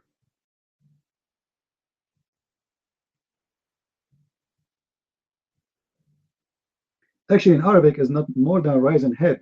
In Arabic, you see, do you know the black grape when you dry it? Anyone saw it before? Anyone remember what I mean? Know what I'm talking about? The grape. If you have a black grape, like in some countries in the Middle East, they dry them for winter. They dry the grape. So the grape, when you dry them, they became a dry and became like solid, but they have a lot of wrinkles and they are not good looking. So Muhammad is comparing a black person to a dry black grape.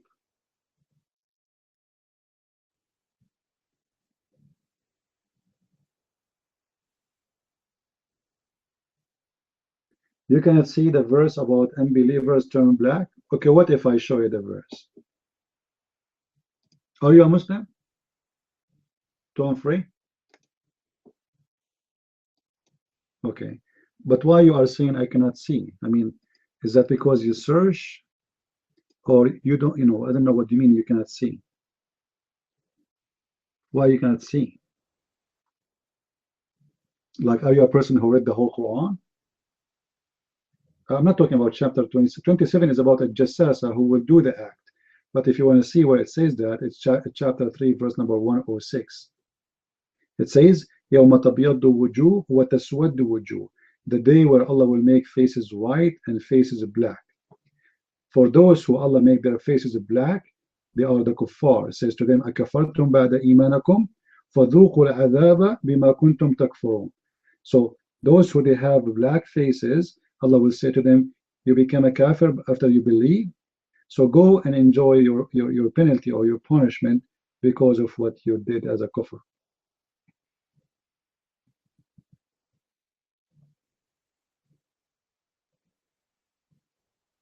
Chapter 27, verse number 82, the one I was reading from, this is about different story, but this is what explains what will happen in chapter 3, verse number 106. Remember, the Quran is a mixed up book, so stories is scattered everywhere. And this is the Muslim website, if you don't believe me. This is Tafsir Ibn Kathir, and this is a Muslim website. Actually, this website is owned by who? Anyone knows? Do you know those guys who do the Deen show? Those funny, stupid Muslims? The Deen show? They are the one who own the website.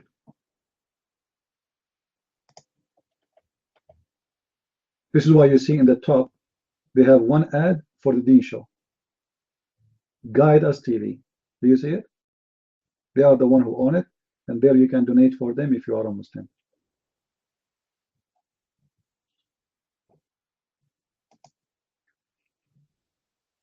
Any Abdul?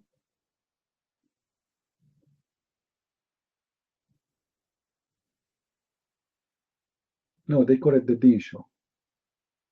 No, I mean the show. Igor, wake up. I'm talking about the show, not about the website. I said in the website there is an advertising for their TV. Oh boy. Do we have any Muslim here?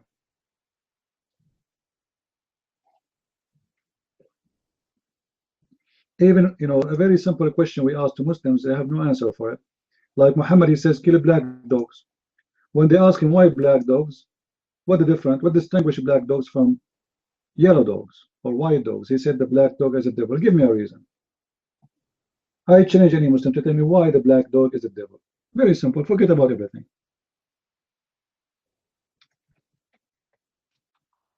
How in the world somebody claimed to be a prophet of God, he teach that the black dog is a devil?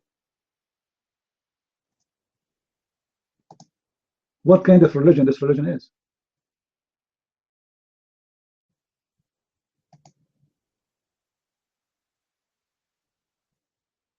And why the yellow dog is not a problem for Muhammad? Why only the black dog?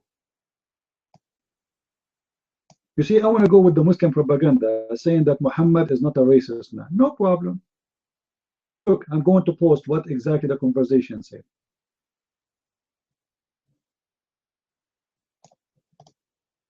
And by the way, Muhammad, he made a black dog equal to women too. Your prayer is not accepted if you do this by passing by an ass, women and the black dog. Do you see it? By passing of an ass, women and the black dog. So women are equal to dogs and ass. I said, oh Abu Bakr, what feature there is in black dog which distinguish it from the red dog and the yellow dog? He said, oh son of my brother, I asked Messenger of Allah as you asking me, and he said the black dog is the devil.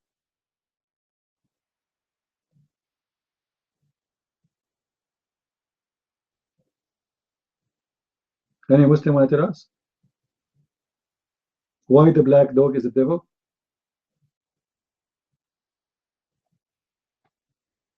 What's wrong with black dog? Dogs are dogs. They are animals. All of them, they are the same. So why? And be careful here. The question is very simple. They ask him, what distinguishes the black dog from a yellow dog or red dog? Do you see it? It says there. That make it more clear for us. So what distinguishes them from each other? The answer is black dog is the devil. So what is the difference between all dogs, guys? All of them, they are dogs. What is the difference between them? Somebody give me the answer. What is different between all those dogs? All of them, they are animals from the same family, same kind. They are dogs. The difference is black. It's very simple. You do not need to be smart genius to understand. Just because this dog is black, he is an evil. He's a devil, and this is absolutely stupid and ignorant and racism and hateful. Can a Muslim prove to me that a black dog is a devil? Because if a black dog is the devil, that means a black man is a devil, and a black horse is a devil, and a black cat is a devil. So can you prove it to me? Actually, Muhammad, he said clearly that Shaitan is a black man. He said that the black man, he is the one who he saw is going to try to destroy the Kaaba. And he's speaking about the devil. Actually, women, they are wearing black for a very simple reason, because Muhammad, he said women, they come in the image of a devil, and they live in the image of a devil. But you see in the hadith there, Muhammad, he making three things equal: a donkey, a woman, and a black dog. Do you see it? Now this is another discrimination.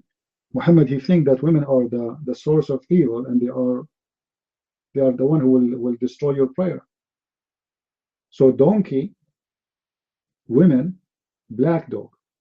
Muhammad, you don't have a problem with yellow dog, but you have a problem with women, or a donkey, or a black dog. A yellow dog walking by is fine.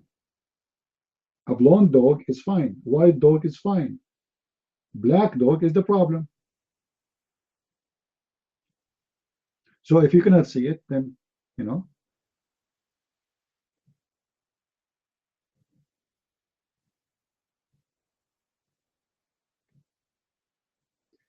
space-time counterism in the first page in the Bible, and the wind was discovered by scientists.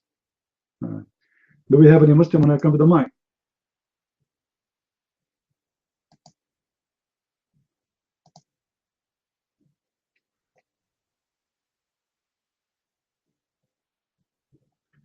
Look what Muhammad he said about the devil who will try to destroy the Kaaba. And just to show you, by the way, how hypocrite the Muslim when they translate.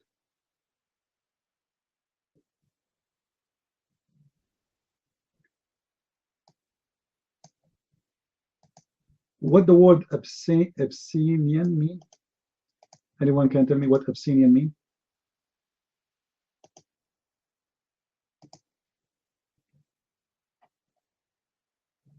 Ethiopian. All right. I thought they cut it off.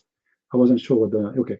So he's saying the Kaaba will be destroyed by an Abyssinian having two small chunk. But Muhammad is talking about what? That the devil himself, he will come as an Ethiopian man.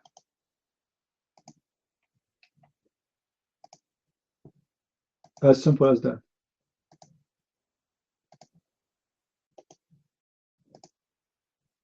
And this is the link. And this is Sahih Muslim. ذو السويقتين. He called him the man with the two shank.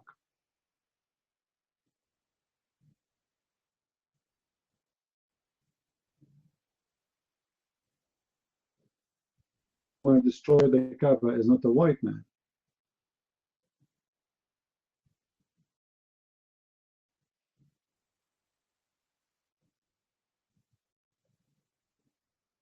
And by the way, the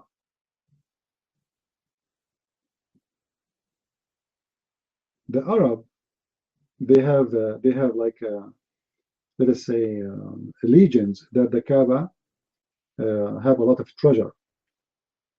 Why? Because genies and etc. when they collect money from people, they bury it underneath of the Kaaba. Like everyone, he has his own stories.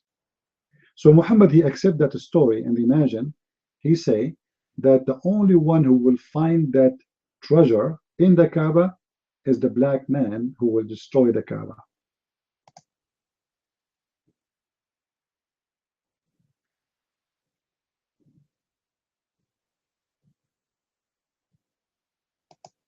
Well, the hadith says that there is a treasure hiding under the Kaaba, to what Muhammad is saying. Let me find you the hadith. Hold on.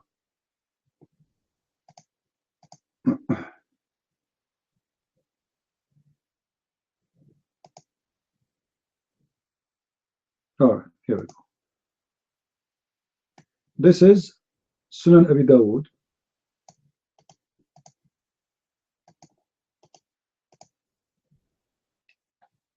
The Prophet said, leave the Abyssinians alone as long as they have you alone, or leave you alone.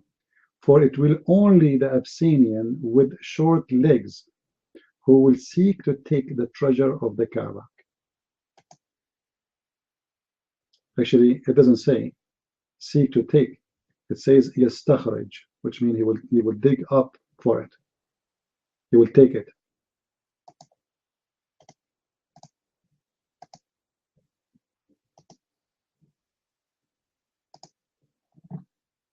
And this is the link.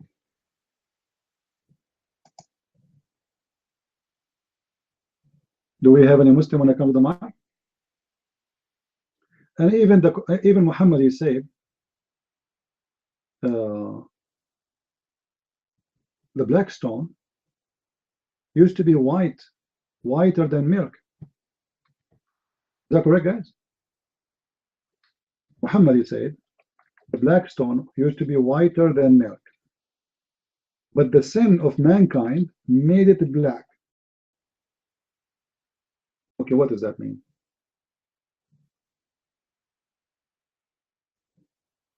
That means that the sin make you black. Stone came down from Allah white. And then the sin of mankind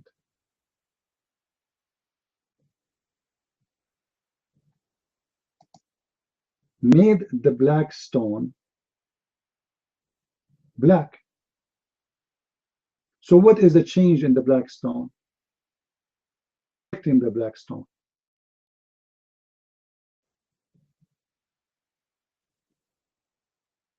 It is the sin.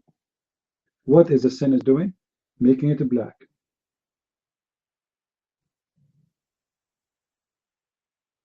Right? Very simple.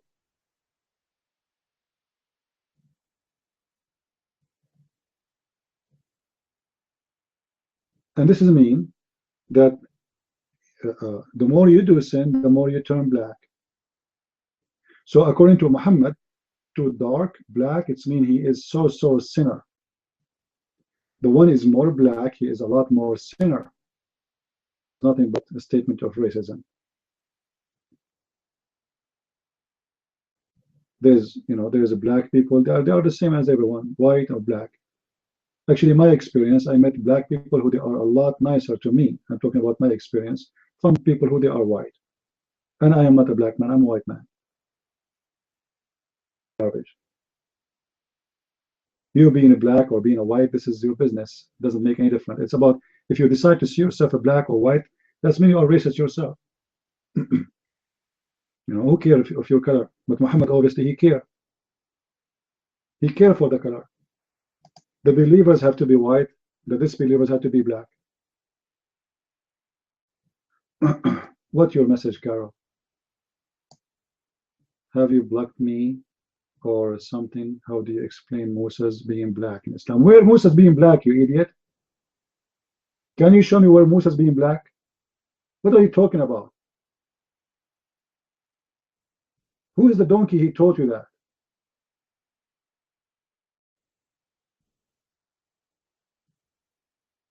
Give me the reference. Give me the reference. So let us laugh. They lie to you. There's no such a thing.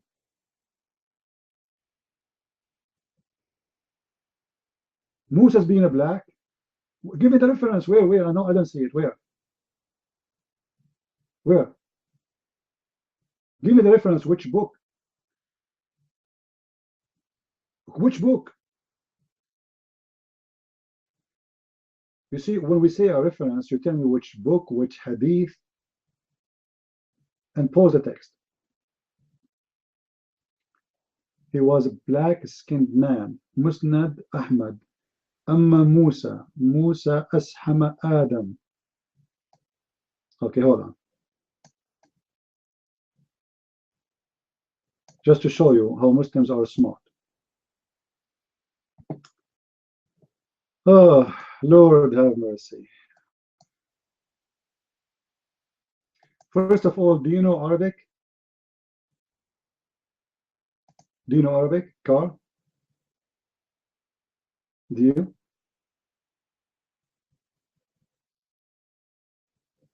This is the fatwa for the same question you are saying. Was Moses black? Read and laugh.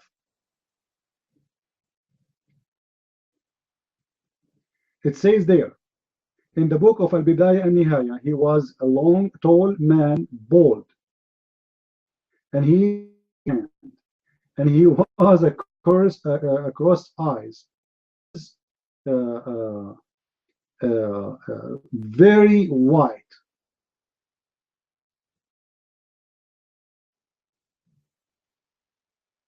So this is about description of Umar, by the way. And here it says, Adamul Lawn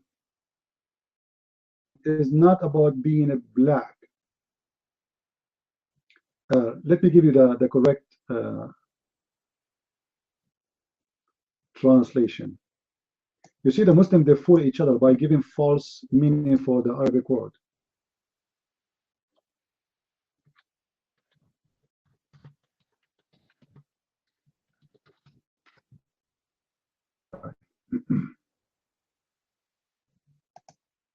See how the Muslims, they fool each other.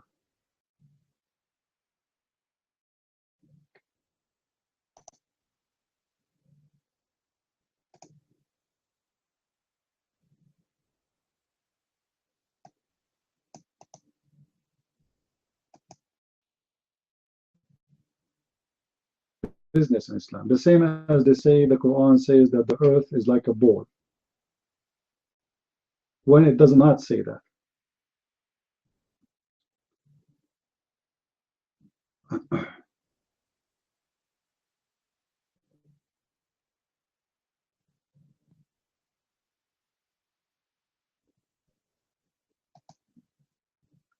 And if you ask them, do you accept the hadith you are talking, they will say even no.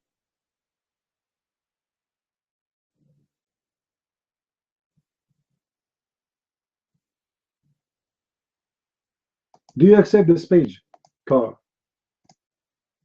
Do you accept the same page of Ibn Kathir? Do you accept it?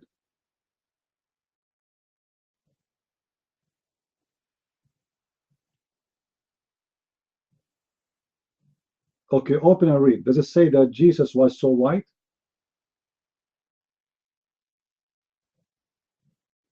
And then what it says about Moses. And this is supposedly, who is the one who's talking?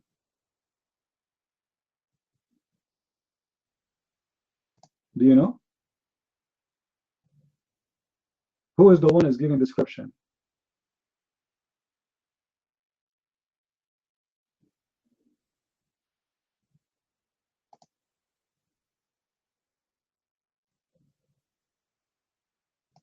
Who is the one making that statement?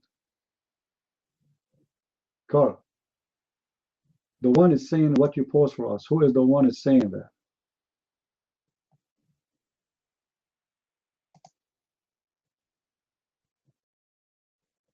Ibn Abbas. Did Ibn Abbas ever see Moses? If this is what Ibn Abbas is saying, did Ibn Abbas ever see Moses?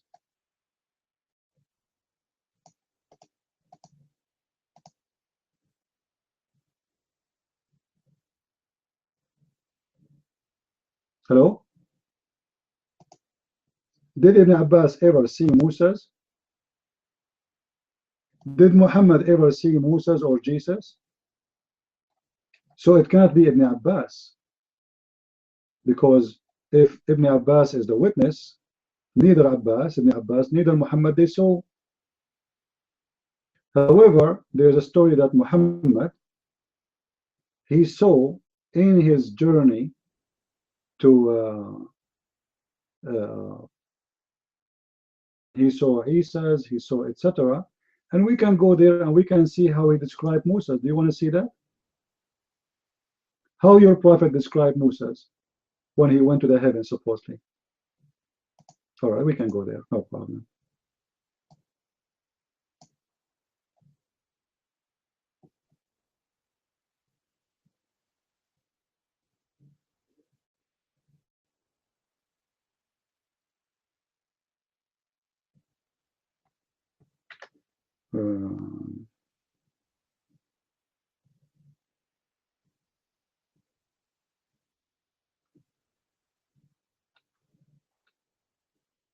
Let us see.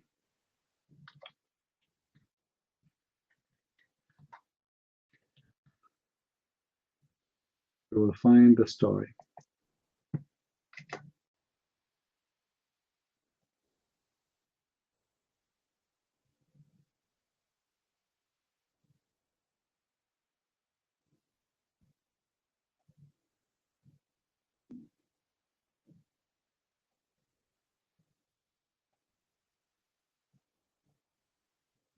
I want to find the full story so we can see scribes in Isa and Moses and Adam. And then we will find that if this is true or not.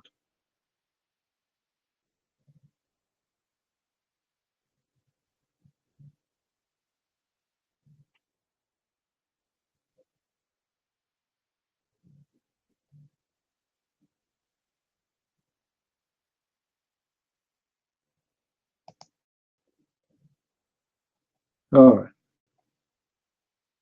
The story here, the only one who saw all those prophets is Muhammad. Because for sure, nobody witnessed the time of Moses or the time of Jesus. But yet Muhammad, he claimed that when he went to heaven, he went even and he saw even John the Baptist. Now open the link with me. When Muhammad, he saw Moses, do you see there anything about Moses was black?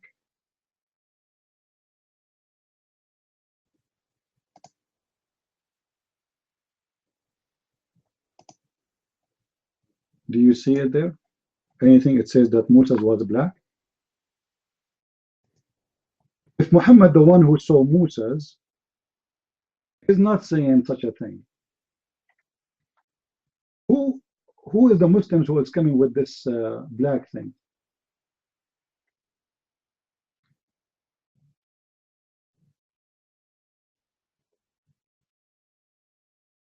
Any Muslim can tell us? Muhammad, he saw Isa, he saw Jibreel, he saw John the Baptist, he saw Moses, he saw Idris, but never mentioned anything about being black.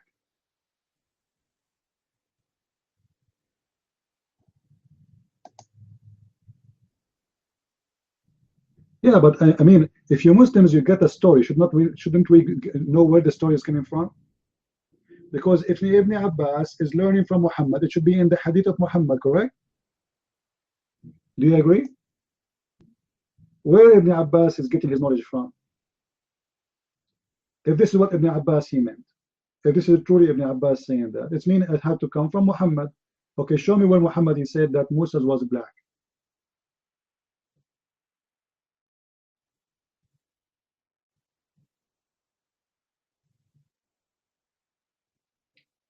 The question is, what is the reference? Carl, what is the reference? If I am Ibn Abbas and I said Moses was black, or Moses he was white, or he was a Hindu, shouldn't I give a reference where I get this from? Okay, where is the reference? Where is the reference? Where Ibn Abbas he got this from?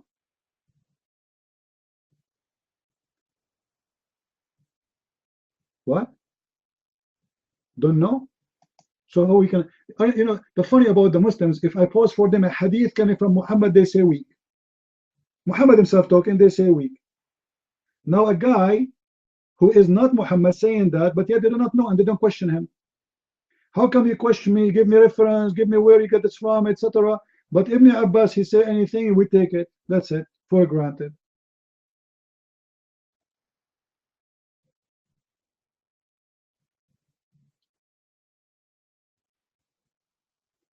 You know what I mean? Why, if somebody else told us the same story, he is not a Muslim, we have to question the proof, where you get this from, what is your proof for that?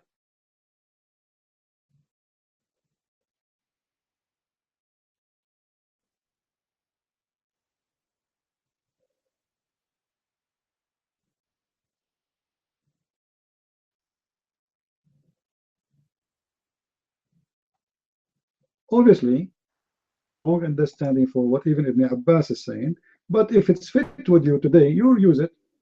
That's it. You decide to make it about being black and being white. But there's no proof. There's no proof of any story, there's any report or any otherwise give me.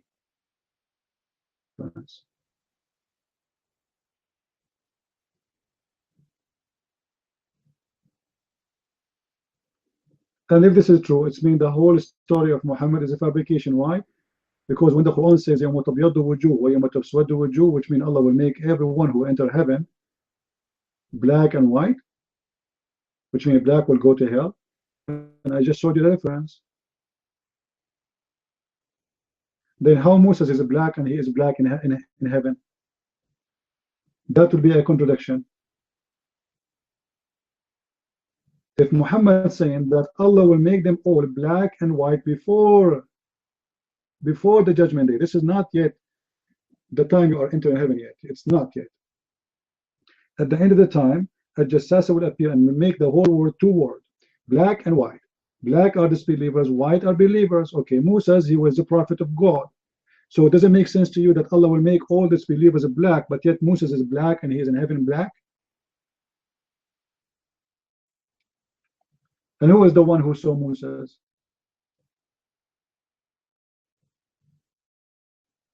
If we go and see the description of Safiya, Safiya is a Jew by the agreement of Muhammad. She was a very white woman. So how Moses is black, but his people are white?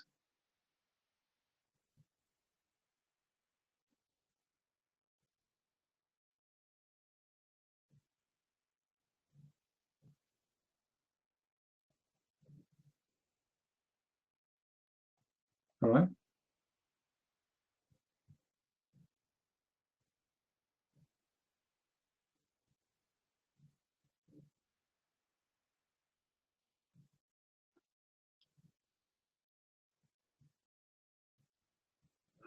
Let us see.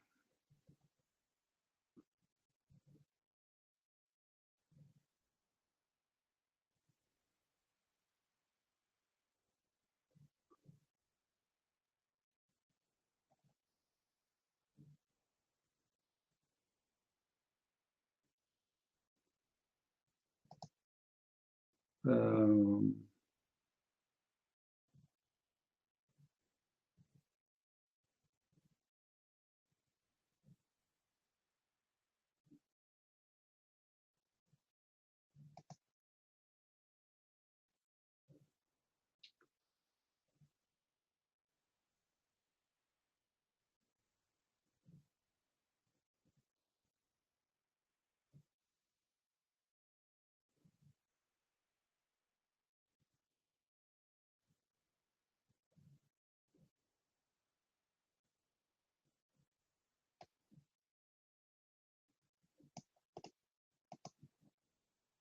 I want to show you some reference.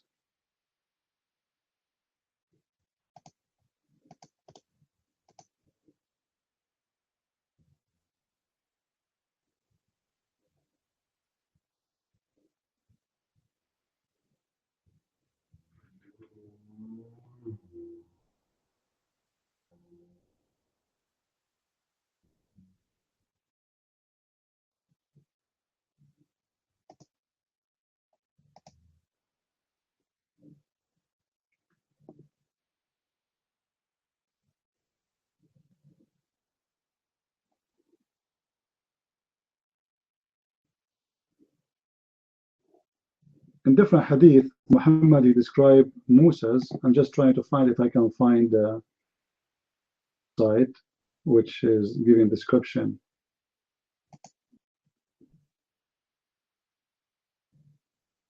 Hold on.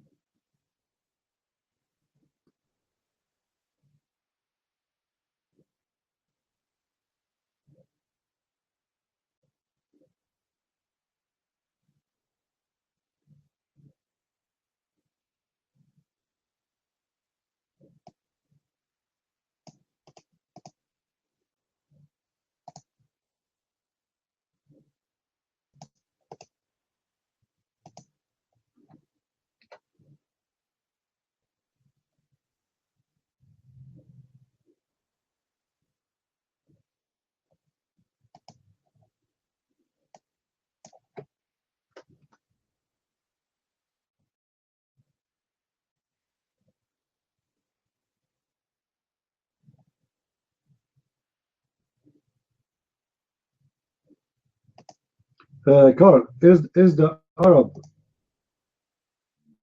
are you there, Carl?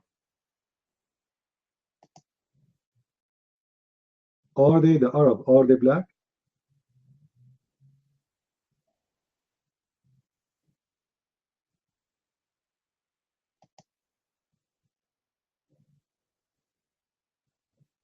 Carl, are you there? Is the Arab black?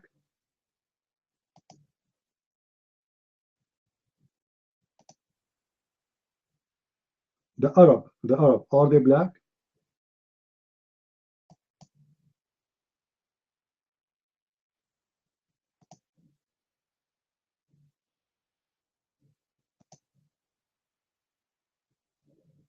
Are they black?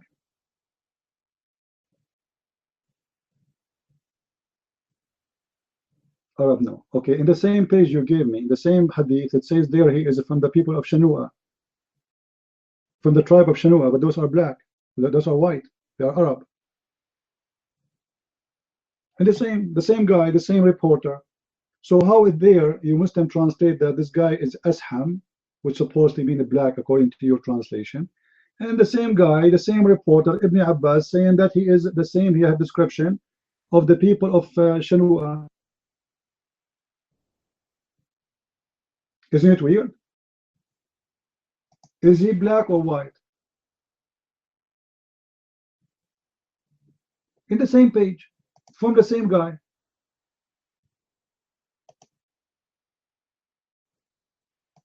You see, if you go here, this is Ibn Kathir. He is posting the hadith there in Arabic. Okay, it says, ورأيت عيسى بن مريم عليه السلام مربوع الخلق إلى الحمر والبياض. And then before that he says, he described Moses. He says he is like the same as the tribe of Shanua.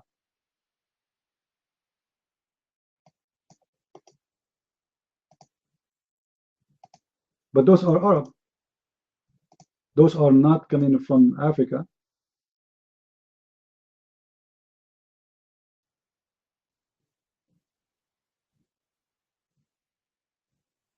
So, and it is the same guy, Ibn Abbas.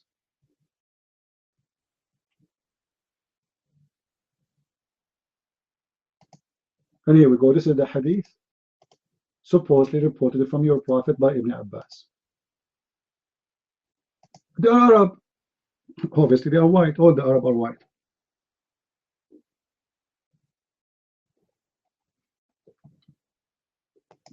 This is not Africa, my friend. Arab are Arab. And let me ask you the same question. Does it say there that Jesus was white? How Jesus is white and Moses will be black if they are from the same people? I will go with you. Let us see how stupid this translation the Muslims they give. How Muhammad in the same hadith, how Ibn Abbas in the same hadith, he described, according to your translation, that Isa is a white man and Moses is a black man.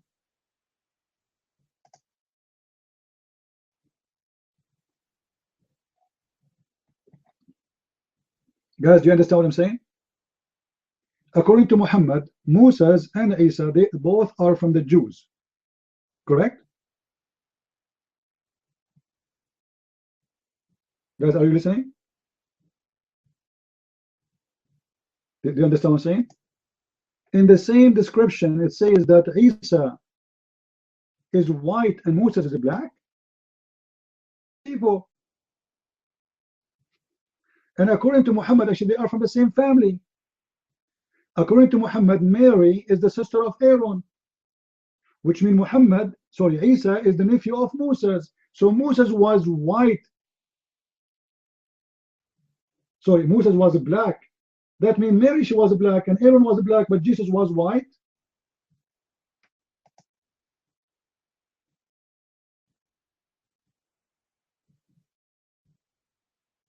You see how stupid this argument?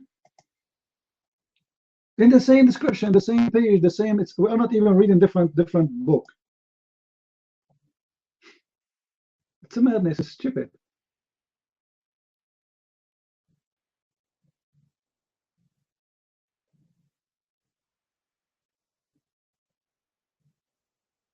Sometimes stupidity is good.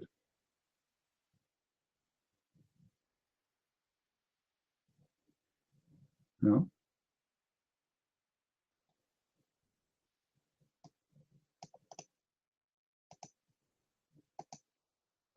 Sometimes.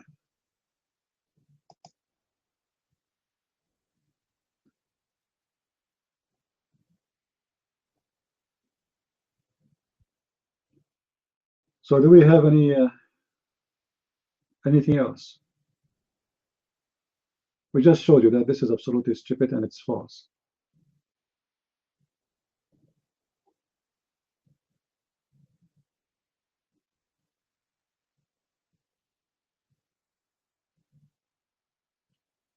And Abdul.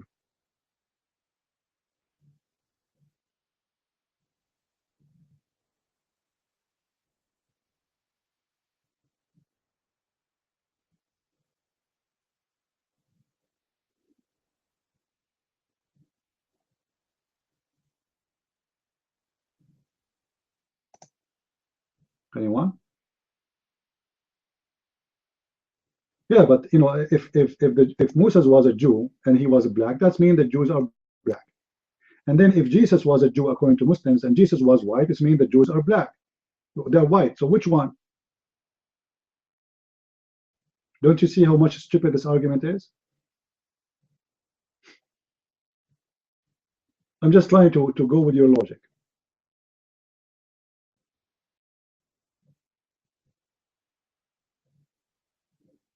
According to Muhammad, actually, Jesus not only white, he is a redhead.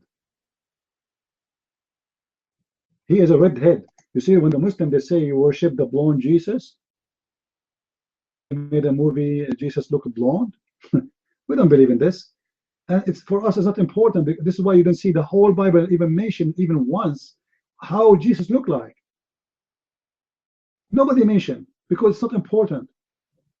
But according to Muhammad, Jesus was a redhead man. Do you want me to show you the reference?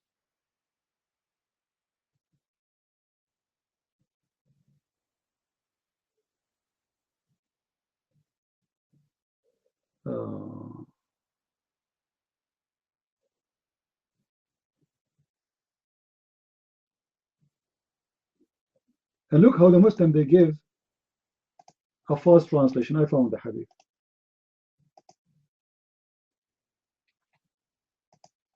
Look what it says. رأيت عند الكعبة رجلا آدم سبط الرأس واضعا يديه على رجلين يسكب رأسه أو يقطر رأسه فسألت من هذا قالوا عيسى بن مريم. And then look what it says.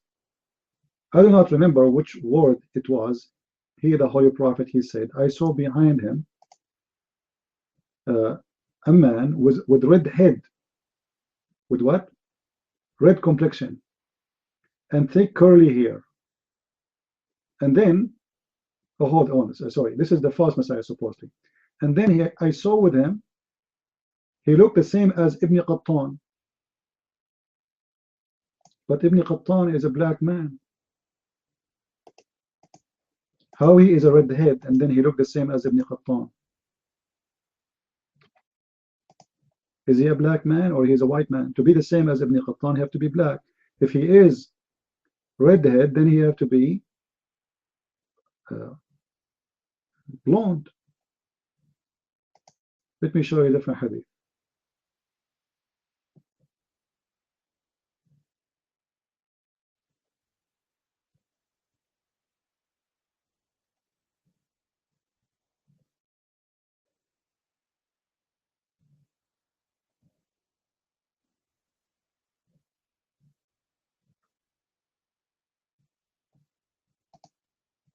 Actually, I have like a long list of hadith.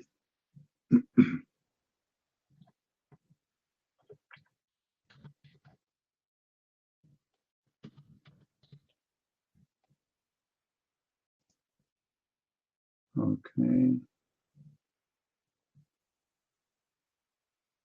Let me show you this one. Just to show you how much contradiction Islam is full of it.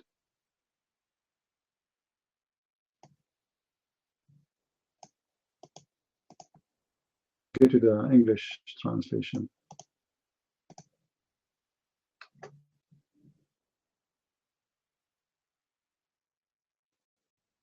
Here we go. Open this link with me, Carl. Are you there, Carl? Open this link. Look what it says. Muhammad is the one talking now, not Ibn Abbas. Muhammad is talking, saying the following. I saw Jesus, and I saw Jesus, son of Mary, as a medium stuttered, I don't know how to read this word correctly, sorry, with white and red complexion and crisp hair. Do you see it?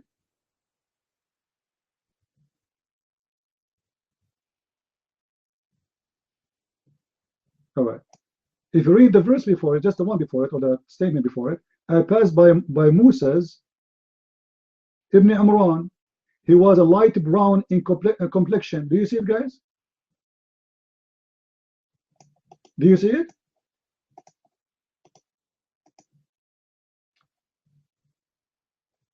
Do you see it light brown? Am I making things up?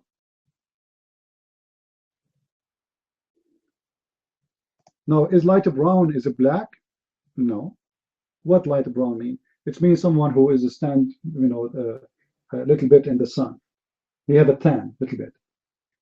But Jesus and Moses, they are from the same nation, they are from the same family according to Islam. This is why they are both from the people of Amran.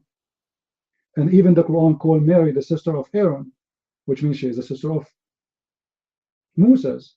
But Moses have a light brown complexion, tall, well built. And Isa, he is a redhead, as you see, he was white and red. I'm not the one saying that. And this is from Sahih Muslim. And this is the link. So which one is the accurate one, Carl?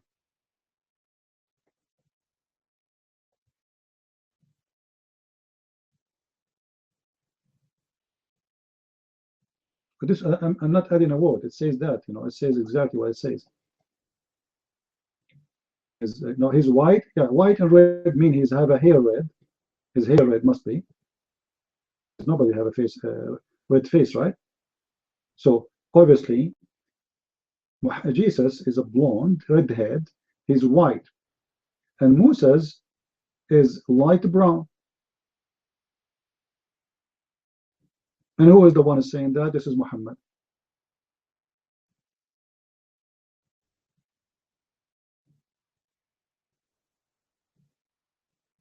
And he looked exactly the same as the tribe of Shanua. The tribe of what? Shanua, the one I told you about it before. You told me how the tribe of Shanua look like. Exactly, Muhammad described them.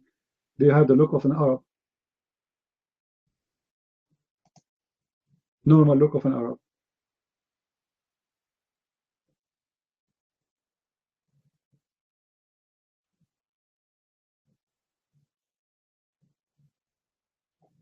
I think now it's became more clear, right, for us?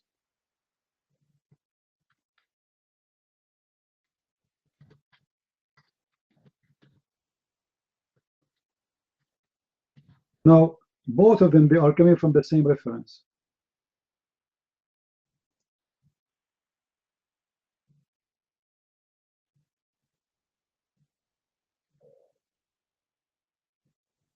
But but the Muslims, when they want, they make Moses black, and they will make him yellow, and they will make him Hindu, and they will make him Buddha, and they will make him any color you want just to serve their propaganda. As simple as that. But you cannot do that with someone like me. You can play this game with someone you have no idea. Right?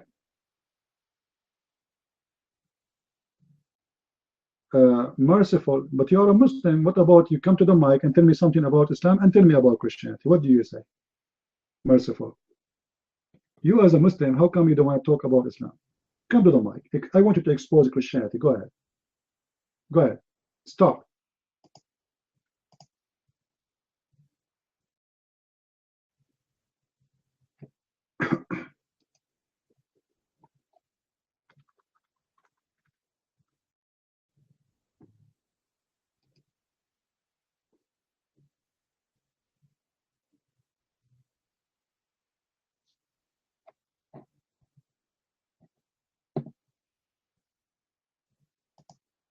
No problem. He can wear his yellow shoes. Because according to the Prophet, peace upon him, if you wear black shoes, that will make your penis lousy and will make you lose vision and will make you so worried. And for sure, the Prophet, he knew better. And by the way, this is proven by science.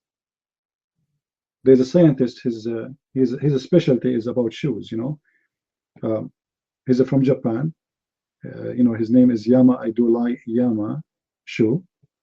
He made a very deep study about shoes wearing, and he found that this is true. If you wear black shoes, your penis will be very weak, and your vision will be very bad, and you will be so much worried. This is why I don't wear black shoe no more.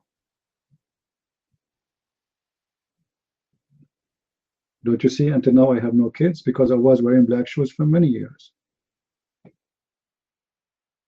That's it.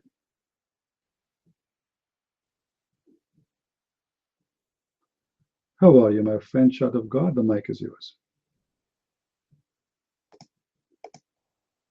Hello, having blessing of the Lord Jesus Christ you and upon all of his followers. Peace and grace is to our Lord and Savior Jesus Christ. Brother Christian Prince, last couple of days I've been arguing with a couple of Muslims. You know, I'm trying to get a name for myself, right? But those cockroaches, they keep mentioning your name. Can you hear me? Can I be heard? I don't see a mic next to my name, but can I be heard? Okay. So I'm like, why are you guys mentioning Christian Prince in my dialogues video? So you know what, brother? No matter what we do, you're still gonna get the credit. So God bless you. And I want to say, may the Lord Jesus Christ continue on blessing your ministry, brother. I really mean that. I felt so special when they were mentioning your name, and that I was like, wow, the Lord is really working in a miraculous way. Yeah. So I just want to say, brother, keep doing the great job. And may he not only bless you and bless your ministry, but bless your families and bless your loved ones, brother. And I mean that from the bottom of my heart. I love you dearly, man. And it's just funny, yesterday and the day before, I was trying, well, you know how it is. We always debate with them and argue with them. But your name frequently was popping up. I was like, wow, praise God. You know, hey, Jesus, Savior, God bless you guys. So that was awesome. I just thought that I could mention that to you, brother. Mike is yours, honey. Well, thank you, child of God. I don't know what to say, but you know what? I think they don't accept that people, they have knowledge. So when you speak, they notice that you have a knowledge, and they are assuming their own assumption that you are learning from. Must be Christian Princes talking.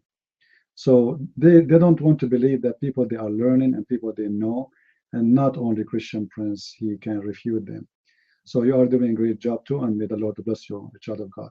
By the way, guys, once the Muslims, they came to my room, and they offered me a lot of money. And I think child of God at that time, he recorded them or something like that. Imagine how much the devil worked and how the devil worked.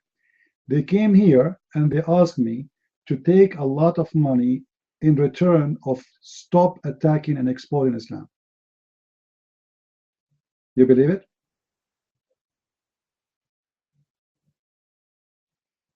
And they were texting me in private. I said, come to the mic and speak. Tell people what you want. So they come to the mic. They says, we will pay you.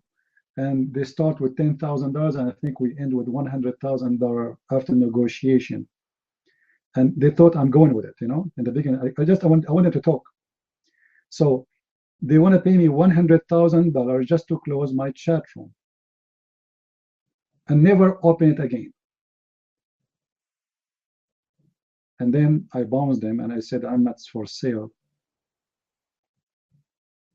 Sons of the devil.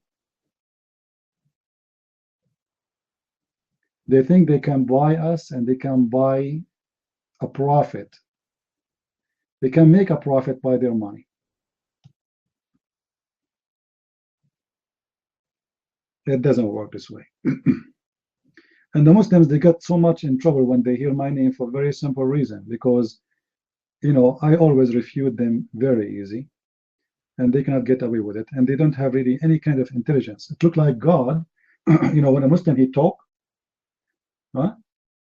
Somehow he wanted to show us how stupid this religion is. So always, even the tongue of a Muslim, he speak for the glory of the Lord without him knowing. Because when he speak foolish, right away we praise our Lord for what we have. The foolishness of Muslims expose the evil of Islam and the stupidity of Islam. This is why the Muslims cannot even maintain their own reference, and they cannot even accept their reference. You see, you'll notice when we show a Muslim a statement made by them, right away they say weak. And when it is weak, they don't want to say it's weak. And when it is not even their prophet saying it to the prophet, they accept it. Anything. And then when we show them that even what they are saying is stupid, right away they stop talking about it. As an example, there's a Muslim used to come to a Christian room and he said to the Christians, "You Christians are son of the devil, son of the devil, son of the devil." He keeps saying that. This is an Arabic Christian room. So the admin there, he said, "Can you take the mic?" I said, this guy is annoying. He keeps saying the same. We do not know what to say to him. So I said, "Why we are the sons of the devil?" He quote for us the hadith of his prophet. The one is saying that if a man he have intercourse with his wife without saying the prayer of Allah, he will, shaitan will go around his penis and he will be doing his wife. So the son will be the son of the devil. I said, "Are you sure from this hadith?" He said, "Yes." I said, "Are you sure?" He said, "Yes." "Are you sure?" 3 times. Remember, 3 times. "Are you sure?" He said, "Yes." And then I said to him, based on what you said, your prophet himself is a son of the devil. Because your prophet father, he was not a believer, and for sure he did not make that a prayer. He took the mic and he started crying, "May Allah curse you. May Allah kill you. You are the devil. You're insulting our prophet." Like, what's stupid? This guy, he kept calling us the sons of the devil because our father did not say the prayer before he have sex. Do you see how stupid the argument of Muslims? If anyone who is not a Muslim, he have sex with his wife, he is a son of the devil. That means your prophet himself is a son of the devil. And here you see that not only Muslims are stupid, even the one who mentioned this is stupid. That is Muhammad. Because Muhammad, when he mentioned this, he forgot that his parents himself, they are not Muslims. You know what I mean? It's not the Muslim who copy-paste from his prophet is stupid. Even the prophet before him is more stupid because he forgot that he himself is the son of non-believers, both his mother and his father.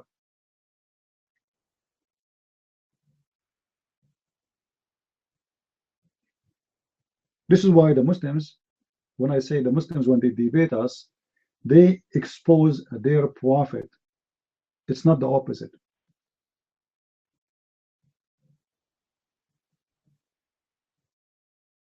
Now, where is the guy, what his name? The one who wanna get ready. He wanna expose Christianity. Merciful, merciful. Are you there?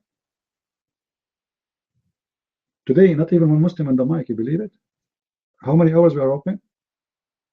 5 hours, not even 6 hours, not even a single Muslim he can do the mic.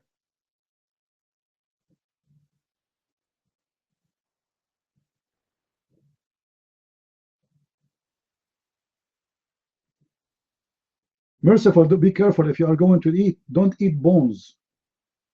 Anyone knows, guys, why we should not eat bones?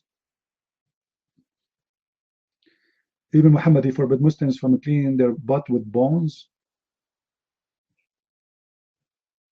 They are the food of the jinn, yes. Jinn, they eat bones, my friend. This is why don't worry if you have boneless meat. Jinns will not touch it.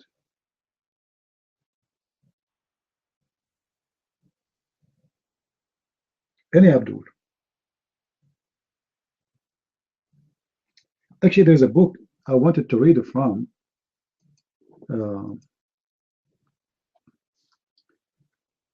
For Al-Imam As-Suyuti.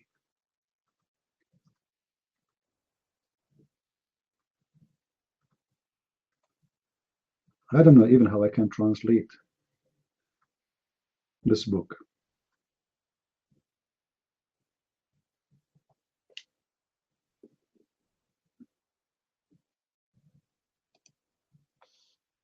Who is a Muslim here want to read for us the title of the book?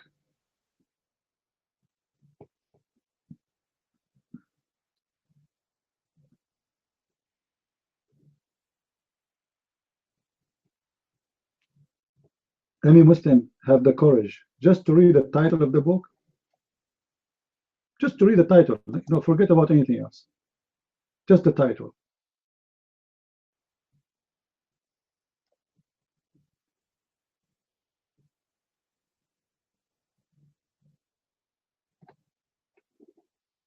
Anyone? I have a challenge for any Muslim to read just the title of the book, not the whole book.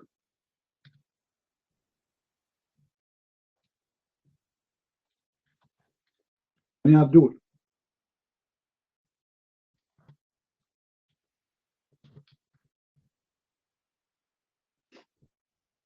I do not believe it, guys. What is the title of the book?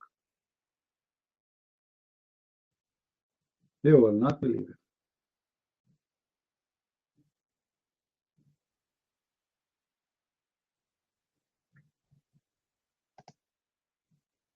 Who here speak Arabic?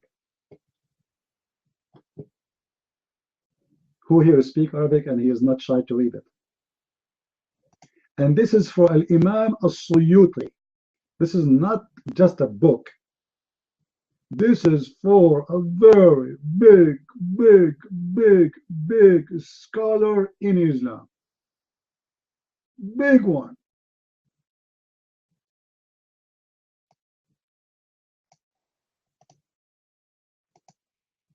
Search for this book and laugh.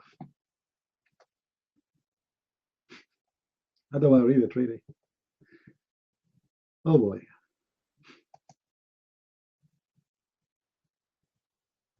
This is a book name?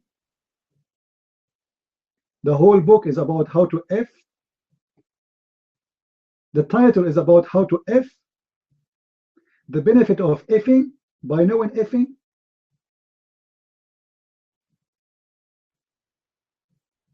Any Muslim want to explain to us what's happening?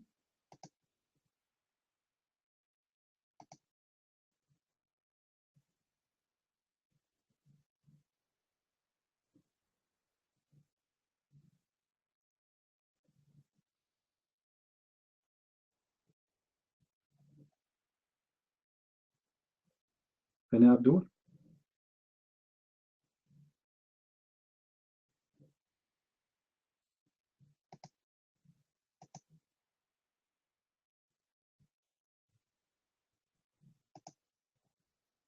No comment.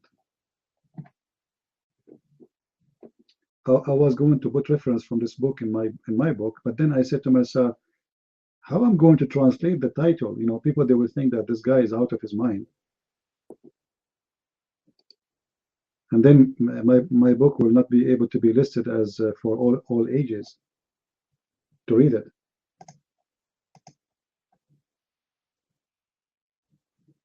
Yeah, but the last word inhibited mean the F.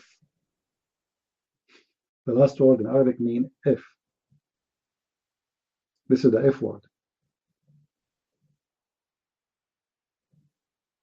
No, he's not even using the word nikah. He is using the word in Arabic. Sexing? No. F. Literally, the F word. Literally. Not sexing.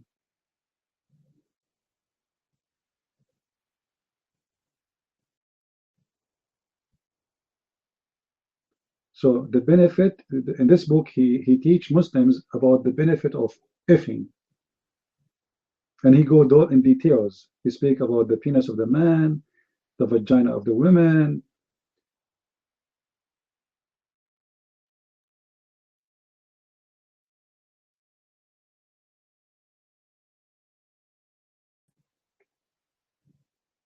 You remember the hadith when a man, he died, he passed away?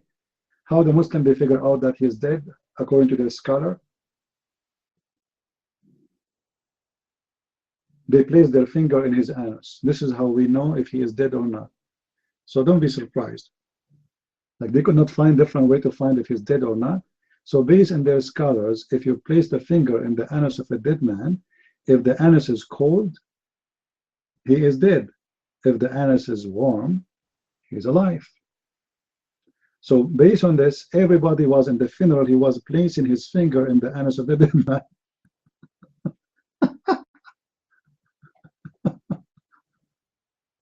Imagine a dead man, and there's like 300, 400 men, they are attending the funeral, and then everybody is placing his finger in his butt. Yeah, he's a coward. He don't dare to come here anymore.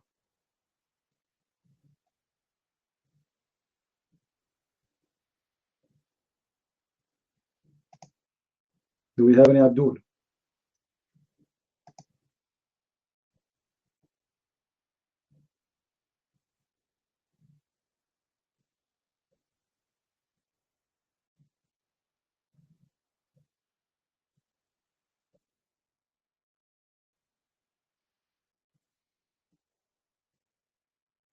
No?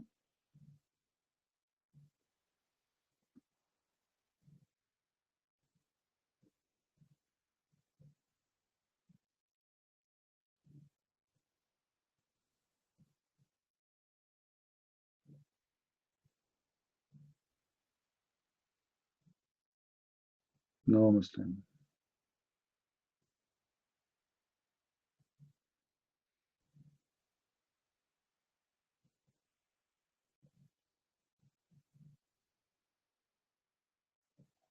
Interesting.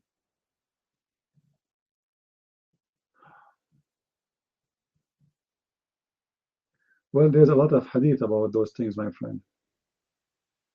However, you can find the Muslim fighting over the underwear water of Muhammad.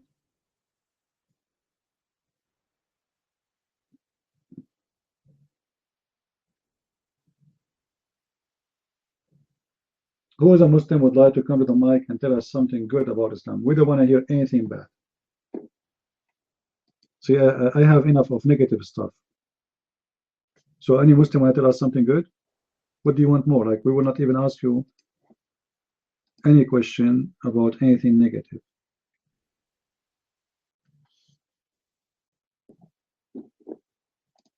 Anyone?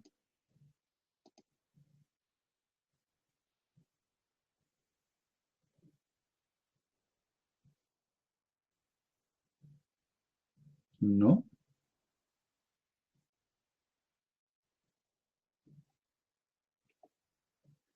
Le Secret du Prophète Arabe, my French book. People, they have a question about my French book. All right, later we'll answer them. Did Muhammad copy from the Persians? Yes, he copied from everybody. And there was a very clear source appear in Islam. Anyone remember? Did you ever come to your mind a name always says the Persian, the Persian? Anyone remember? A person who was close to Muhammad around him always? The Persian, the Persian. There's a guy, his last name is the Persian, because simply he's not last, this is not his last name, this is his citizen, Salman. So Muhammad, he had a huge impact. So Salman, he had a huge impact on Muhammad. And actually, Aisha, she said that we were jealous because Muhammad, he spent all the night with Salman al-Farisi. Now, what makes Salman is very important. Salman, first of all, he was a slave. It's not a big deal, you know. But Muhammad, he found Salman as a, like, you know, today we have an internet. No? Internet. I remember me, myself, when I was a kid, first time I saw a foreign European man. I was like very curious to see how they look like, you know, like it's something strange, something different. How they dress. I was listening to them. I don't know what they are saying. So I was very curious to know. So Muhammad, when he had Salman al-Farisi, he got an opportunity to learn about the Persian. Those are far away from Muhammad. And you know, the Persian religion was spreading in many places, but still Muhammad, he did not know read and know them. He never been there. So Salman al-Farisi is one of the Persian as a slave. He was captured as a slave. And obviously he was telling Muhammad a lot of stories, and Muhammad, he was copying from him. Now, if there is a Muslim here would like to show him what Muhammad he copied from him with the proofs and reference, I will be so happy to do so. But I like to see a Muslim to come and to say to me, this is not true.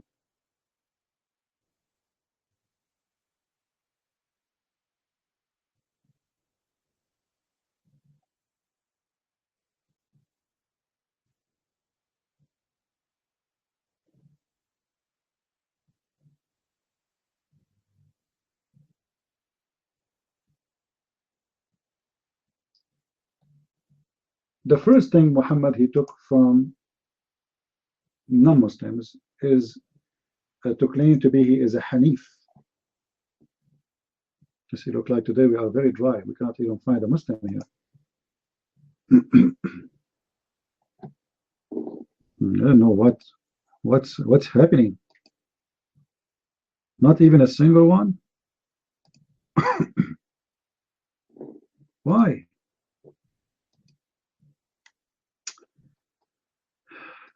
You will see Muhammad, he claimed that he was a Hanif. Now, if you ask a Muslim, what is Hanif? He will say, this is the religion of Abraham, to be a Hanif. Okay, and what is the religion of the Hanif? They say to worship one God. All right, that's wonderful. Now, what the Persian worship? Anyone knows?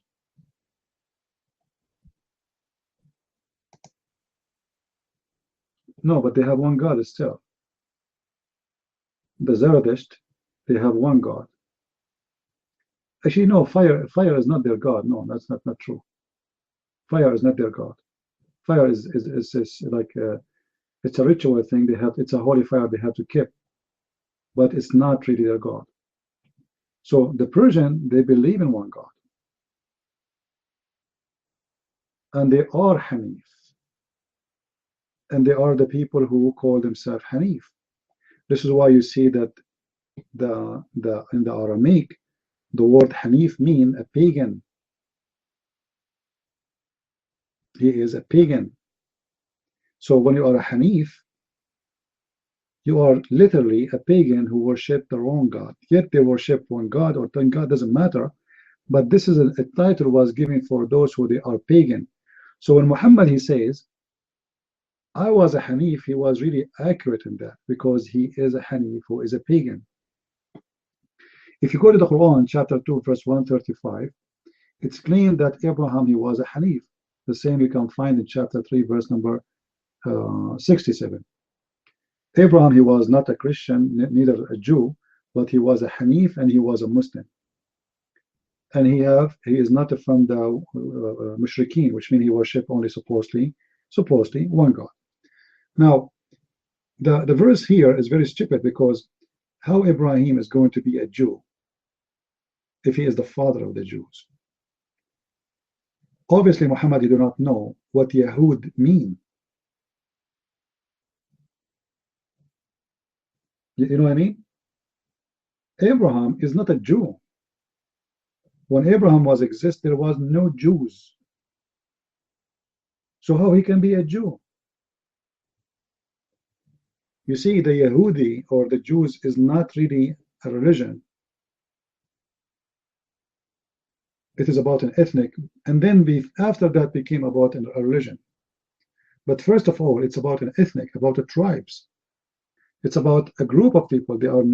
It's not really about religion. So Judah, the Judas, they are the Yahud. Muhammad, he is from the Yahud. Sorry, Muhammad saying Abraham was not from the Yahud. That's stupid to say. He is the grandfather of the Jews. So how he can be from the Jews? And that means that Muhammad, he have understood the word Jews or Judas wrong. He think it's a religion. But the fact, it is not. Look what Muhammad he do. Muhammad, when he speak about the Jews, he called them the children of Israel. When he want to speak about the religion, he called them Jews as Yahud. What does that mean? That means that Muhammad, he believed that the Jews is the religion of the word Yahud is the name of the religion.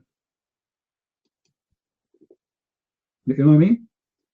And he believed that the people are the children of Israel. I don't know if you are getting my point. So the children of Israel are the people. The word Yahud is the religion. But this is false. And this is no way that God, he is speaking and he thinks this way. If you go to chapter 2, verse number 40, it says, Ya Bani Israel, or children of Israel. So who are they, those? Children of Israel. What is the religion? Yahud. So Muhammad, because he's stupid, he considered the Jews is the religion and the ethnic is the children of Israel. When the fact the Yahud are of the children of Israel, from the children of Israel. Is that correct? Guys, is that correct?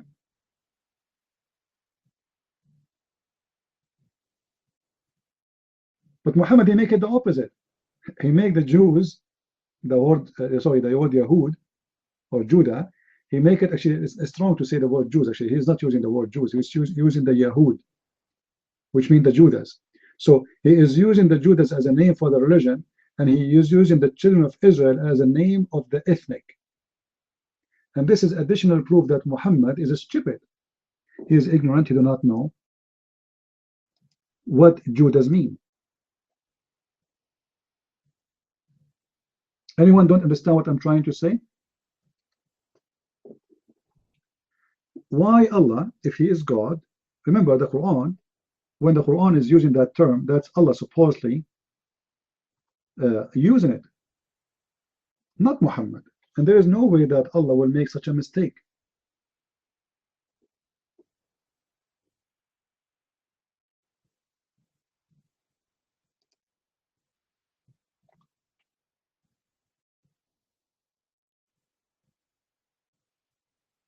Any Muslim can explain to us?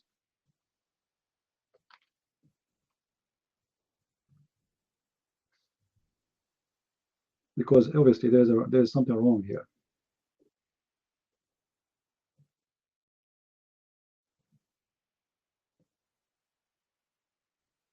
Any Muslim?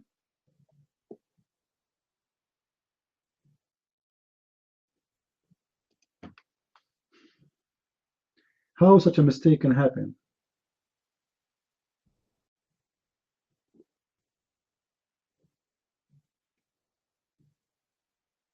Any Muslim want to answer?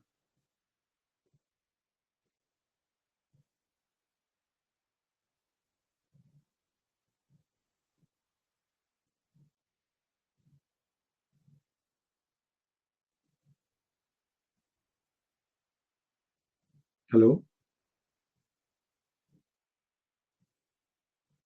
No Muslim. Then another issue, maybe most of people don't notice. When Muhammad, he called the Jews the children of Israel. What Muhammad is saying here? Anyone knows? Who is Israel? Like, shouldn't you ask yourself, Muslims, who is Israel anyway? If there is a guy, his name is Israel, where is the name Israel is coming from? Why Muhammad is adopting that name?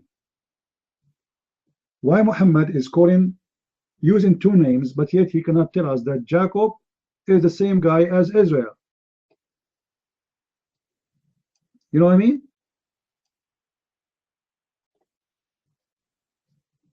Why he is still talking about Jacob, and why he's talking about the children of Israel as if they are two different persons and two different separated people. When Muhammad, he says the children of Israel, who is Israel?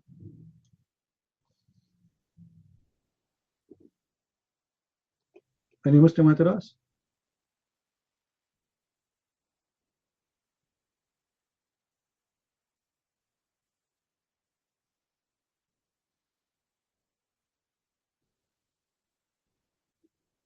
Hmm?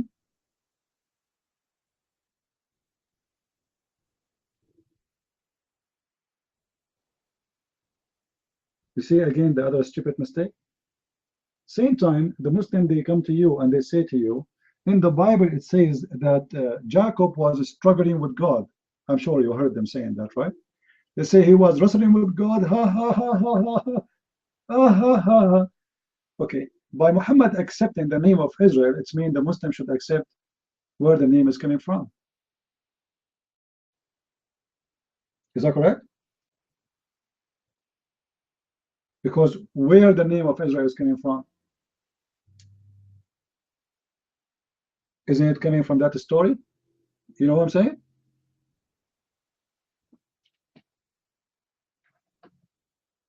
Because if you refuse that story and you make fun of it, then how you call them the children of Israel?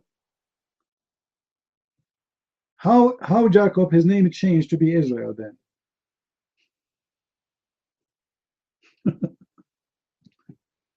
You see, the problem is that people don't use their intelligence. I believe that God, he gave us intelligence, all of us, but most of us, we don't think deep. You know, we are like people like to eat ice cream, but they don't want to know what is ice cream is made from and how it's made.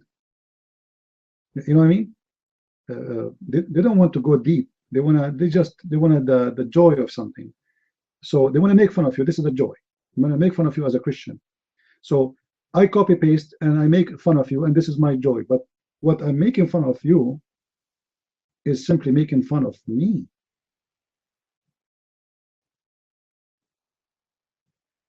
Do you know what I mean? So when Muhammad, he made fun, the Muslim make fun of the Bible, simply they are shooting themselves always. They are very stupid when they make the argument. As an example, just to give you a random example, a very important example, Jesus is not crucified. So a Muslim was debating me. There was two Egyptian guys speaking to me, and one of them, he's an old, the other one is younger. So the younger man, he knew I'm Christian, and he cannot keep his mouth shut. So he went to debate me. The other guy, he told him, don't. Anyway, this guy, so he said to me, so how you Christians believe that Jesus is Son of God? I said, why not? He said, well, if he is Son of God, shouldn't his Father save him? I said, that's very interesting. You're right. If Jesus is Son of God, his Father should save him. He said, yeah. And he was so happy, like, you know, he was looking at the other guy as if he made victory. I said, sure, that's wonderful. But this is mean that Jesus must be the Son of God in Islam, not in Christianity. He said, huh? He said, because if his Father saved him, that means he is his son. And in Islam, Jesus was saved by God. So Jesus must be the Son of God in Islam.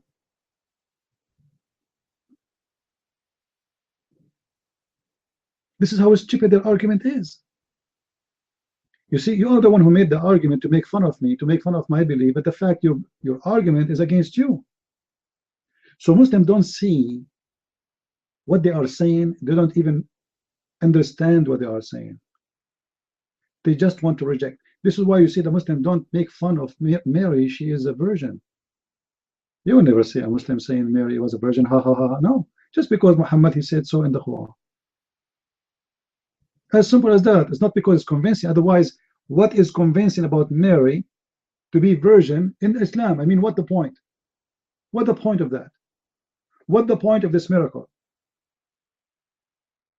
If you want to tell me Jesus, he speaks in the cradle, he can speak without being a son of a virgin. Is that correct, guys?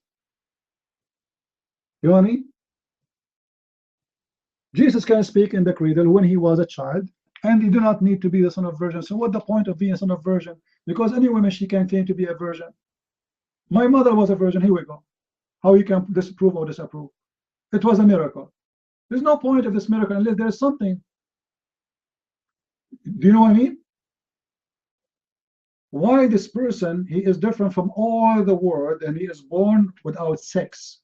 He's born, not created, like Adam from dust and mud. So either you adopt the Christian belief, which makes sense why Jesus is born but not from sex, or then you as a Muslim, you have to tell me why Jesus is born without a father. You know what I mean? What is the purpose of this miracle in Islam? I don't see any purpose. It's stupid, actually. Because there is no reason to prove to me, nobody can believe it anyway, that a woman, she is given birth without a man, unless there is, what is the plan of God to do such a thing?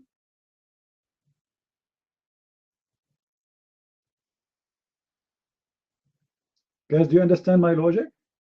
Or what I'm saying is not going through? When we speak about a miracle, and this miracle happened to Jesus, and Jesus was given endless number of miracles, but why even he himself is a miracle? This is what Muslims can't explain to us. You see, they say to us, Moses did miracles, they blah, blah, blah, blah, did miracle. Okay, but none of them was a miracle. The only one himself is a miracle is the Messiah. Explain that to me.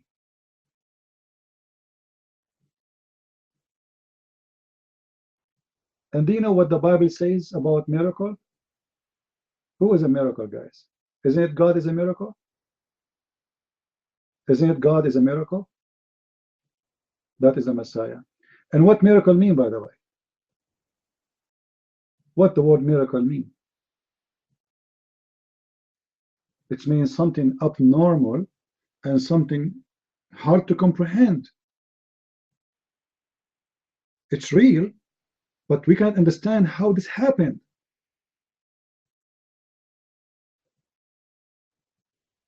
So when you say to me that the Messiah himself, and this is in the Quran, the Messiah himself is a miracle, that means the Messiah is not like anyone. He is a miracle. He not only he do miracles, he is the miracle. And then the Quran wanted to confirm to us that the Messiah must be God. How? Everybody die except the Messiah, who is a miracle, who have no father, he is alive. You know what I mean? You see how stupid the author of the Quran? The Messiah is born in a miraculous way, and the Messiah don't want to die. The Messiah is alive. He's alive for thousands of years. Everybody die.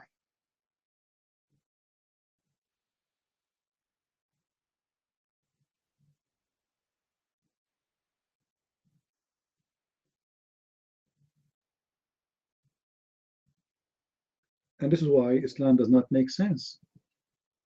It's a very stupid religion. Islam actually confirmed to me as a Christian that the Bible is true. And look what the stupid Muhammad he did in the Quran. When Muhammad he said they crucified him not for sure. They crucified him not. But Allah made someone appear in the cross look like him. Right? All right.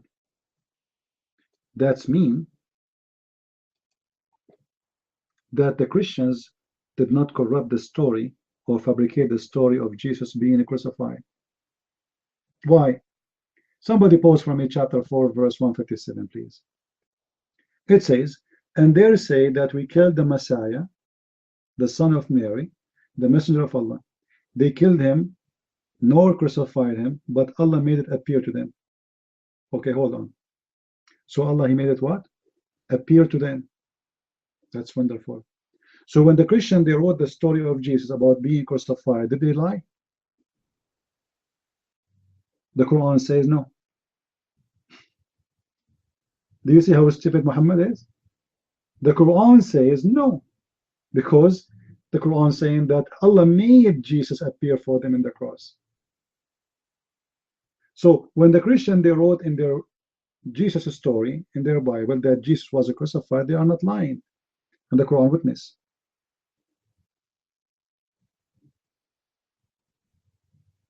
Guys, anyone that understand what I'm saying?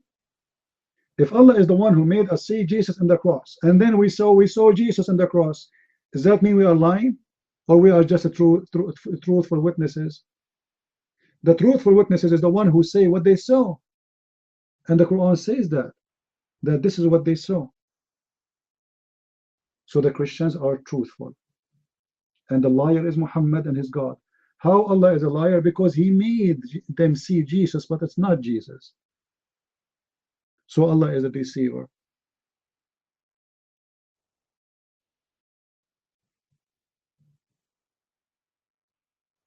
Do we have any Muslim who don't agree with us?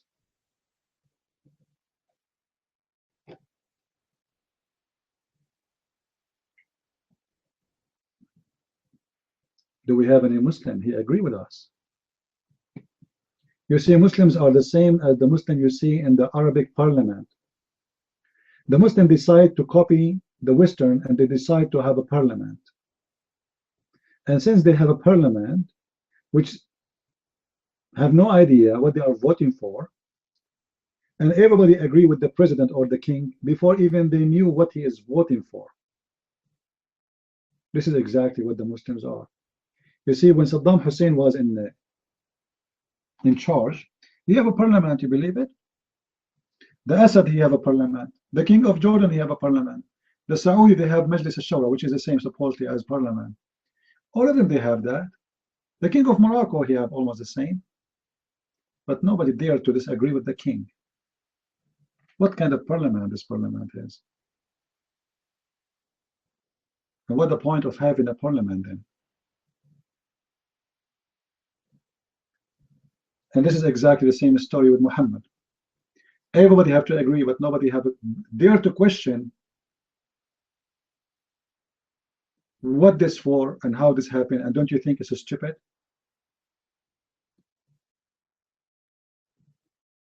How you can fix a society if nobody dare to question?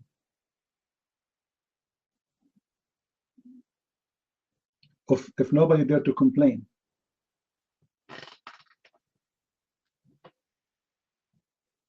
Look at this guy, he's a Muslim, he's saying to us, your people are gay. Well, your prophet, he put eyeliner 3 times. Can you explain to us why your prophet wanted to be pretty? Can you explain to me why your prophet, he dyed his hair to be red? He want to be a redhead? He want to be blondie?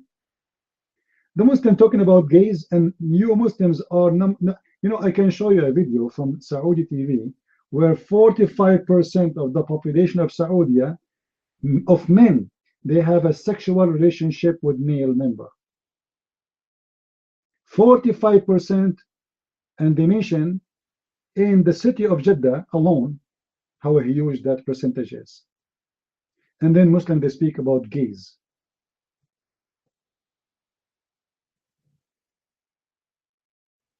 How dare you?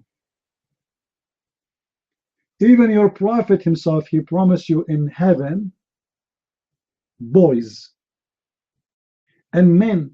Anyone guys have the hadith about the market? Who have it? Let's see if you guys are saving it. Anyone have the hadith about the market where I have images of men and women? Hey Sirazi, good night. Anyone have the hadith? Nobody is saving reference. Who have the hadith about images in the market of men and women? And if the man, he liked the image, he would do what he do? He'd jump in it.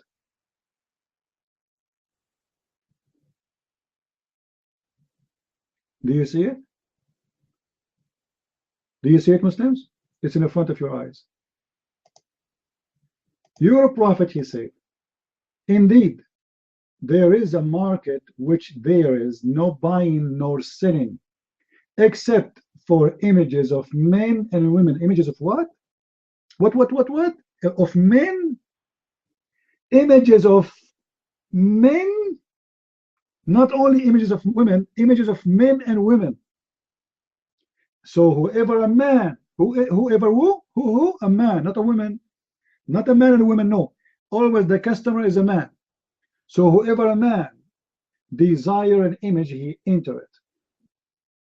Where is the guy who speak about gays? The man, he desire images of men and women, and he enter the image to have sex with it. Isa, in YouTube, answer you, potato. In Europe, they are not following the Bible. This is a law for everybody. This is the government law. Answer me about your prophet himself promising you in the heaven that you will have sex with the man and look like the man, he will do you.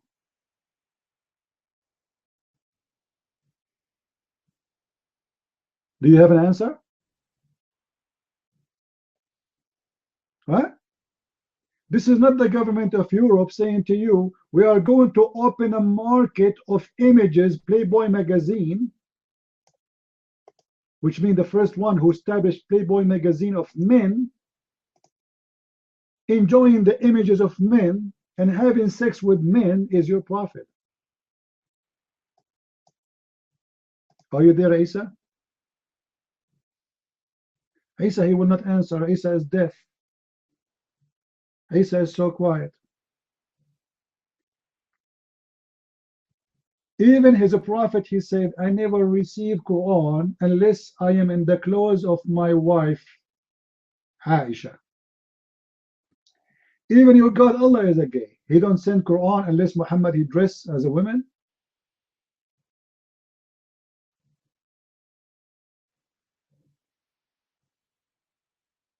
Huh? Why Allah will not send Quran unless Muhammad he wear a skirt and a bra? Hey, pretty Muhammad, how are you? Oh, I'm okay. Muhammad, why you are wearing clothes of women? Oh, the Quran is coming. What? Muhammad, he never received Quran unless he wear the clothes of Aisha? And you are talking about a gay? And when the Muslim they speak Islam about Islam is the fastest growing religion, that's the most funny thing ever. I was just talking to a Kurdish person yesterday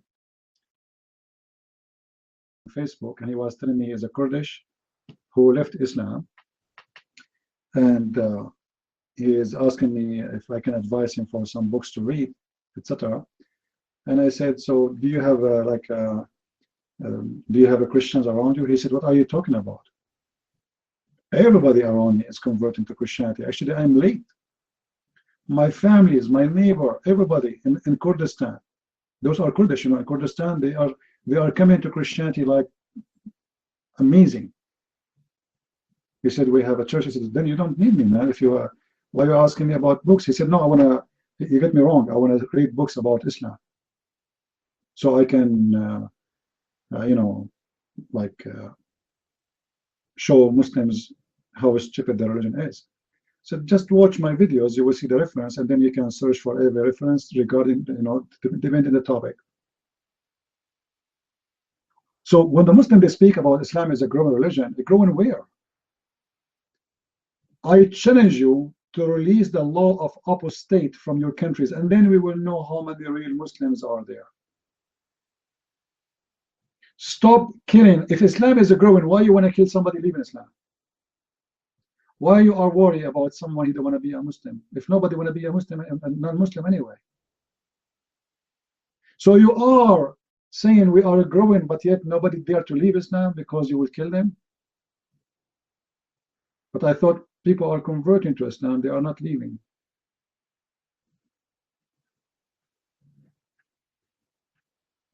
Now, do we have any Muslim who dare to come to the mic? Actually, you know what? I want to be a Muslim so I can sleep with 70,000 Muslim women. Just for a week. And open my paltalk from the heaven of Allah. And I will open the camera for everybody to watch how the pimp Allah he have his Las Vegas running.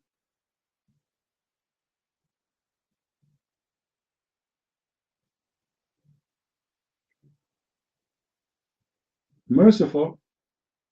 Yes, you are a coward. Otherwise, take the mic. Show us what you have. Your mic. Go ahead.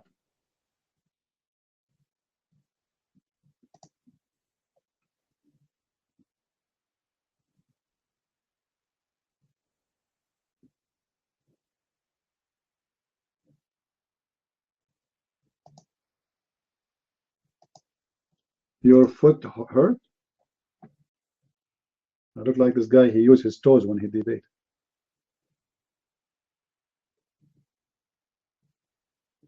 You know, the Muslim Sunni, they are making fun of the Shia because they have a hadith that says that the grandfather, the uncle of Muhammad, he gave him his breast and Muhammad was suckling milk from his breast. Then the Shia, they answered the Sunni, they said, and you have no problem with the Prophet giving his finger for his grandson and he was suckling from it for 3 days? Have you ever heard of somebody suckling a finger for 3 days?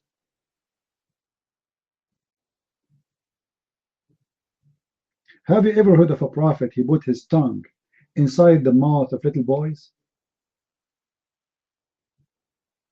and he sucked his tongues. Once there's a guy, his name is Osama, not Osama bin Laden, different Osama. Osama, he fell down and looked like he had some scratches in his face. Do you know what Muhammad he did to Osama? Anyone knows?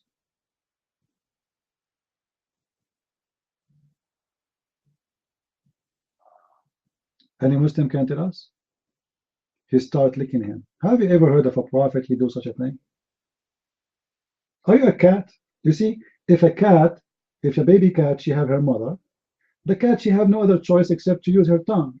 They clean themselves, they lick, But you are a man. Why in the world a man he was licking the face of a child?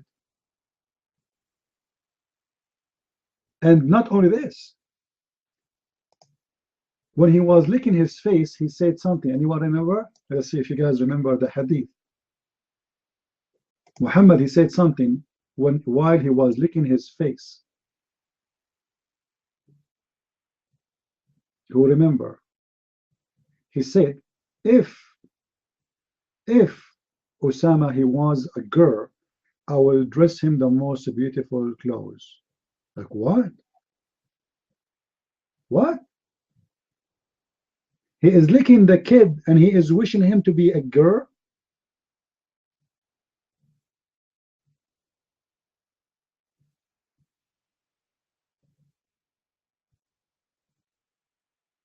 Any Muslim want to explain to us?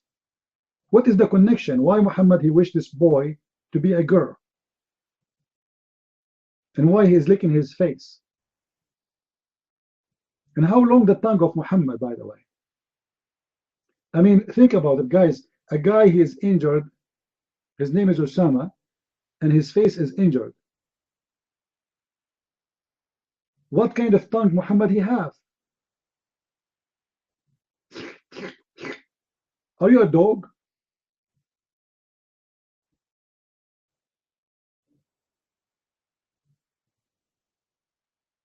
This is why I always say, name for me one thing about Muhammad is not wrong.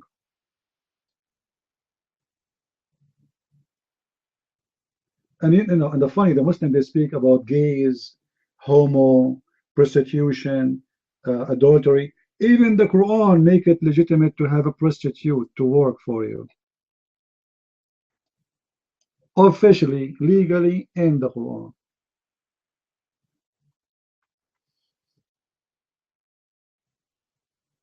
Every Muslim is a pimp, legally, officially. This is why what ISIS do. When ISIS they capture women and they start exchanging women for sex, is that against Islam or this is allowed? It's allowed. It's absolutely based on the Quran, based on chapter 24, verse number 33.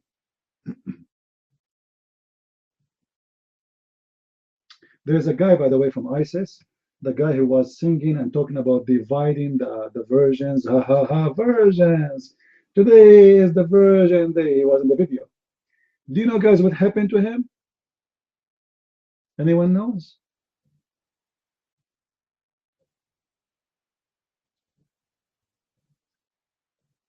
The Shia, they got him. And they promised him he will not stay virgin anymore. You should see him in the video. Oh boy. They forced him even to sing the song about the virgins. Let me find you the video. Who wanna see it? Don't make me look for it for nothing. It's in Arabic, by the way. You will not understand anything, but it's funny still. What was the name of the video? I need to find the name. There's a famous song.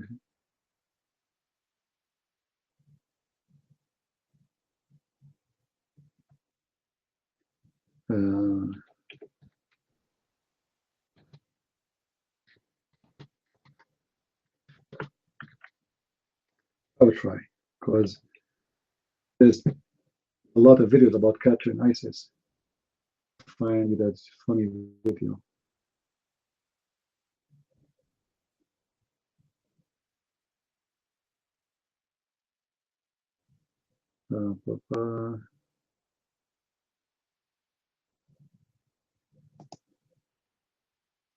For here we go. I found it. Who want to see the video? They will show you in the beginning of the video.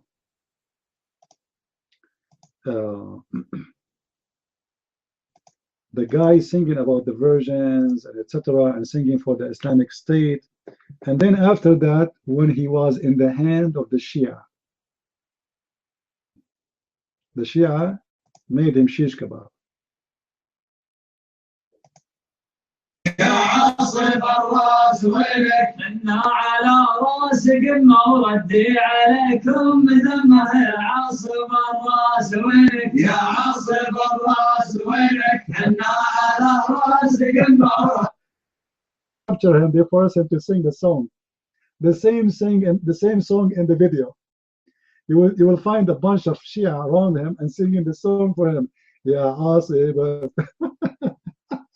عليكم ذمه يا عاصف الراس وينك يا عاصف الراس وينك تنشد وقد متقوطي صايع وضايع ووطي يا عاصف الراس وينك يا عاصف الراس وينك تنشد وقد متقوطي صايع وضايع ووطي. And then bingo, he is in the hand of the Shia. And the Shia, you can tell they are beating the hell of him. And they are forcing him to sing the same song. You can imagine how much fun this guy is having in the hand of the Shia after they capture him.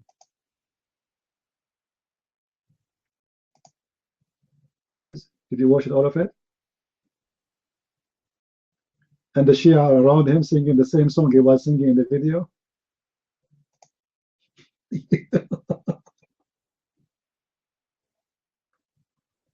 Well, yeah, the Sunni they put that.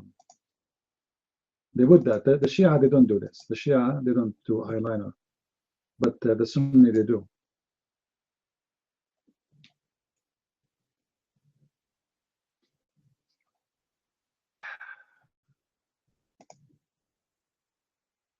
Cool.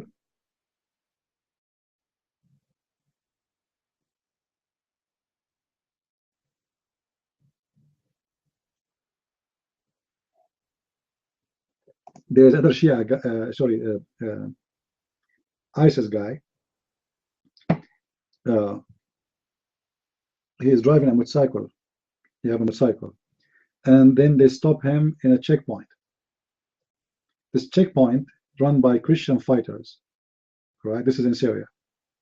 So they said to him, "What's your name?" He told them his name, and then they are wondering like what he's doing here. Like this is a Christian area, and you know. So he said, "So what are you coming here?" He said, "I'm coming here to join ISIS to kill the Christians." They said to him, "Really?" He said, "Allahu Akbar, yes, I'm here. You know, are you guys ISIS?" They said, "Sure, we are ISIS." Absolutely. Tell us how you want to kill them. And they set him down and he started telling them what he want to do and how he will slaughter them. And they told him, "Why you want to do that?" He said, "Oh, you know, they have a beautiful Christian women.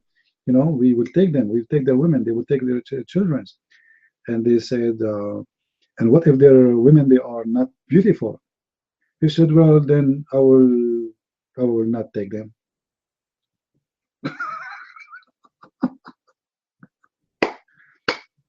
And they told him, "Now we are going to take you with us to do some training for you before you join us in the fight." He was so happy and so excited, and God knows what happened to him after that. You can imagine how much training he would have with those Christian fighters. Oh man. I'm sure they showed him the versions immediately. Actually, there's other video. This guy, he went to the Syrian army. Those are, you know, mixed army, you know, government army. So, and he did the same. He went there. He want to join ISIS. But those guys have a different story because they have a center and it says The Syrian army. But because those dumb, stupid people do not know how to read. It says there, it says, you know, there's a sign, there's a big sign in the front of their building. Still, he went by himself to their door and he told them, I want to join ISIS. Do you see how smart the Muslims? Actually, in the Middle East right now, even Muslims, because most of them they are, you know, they are not really Muslims. They are the number one joke became ISIS and Al Qaeda.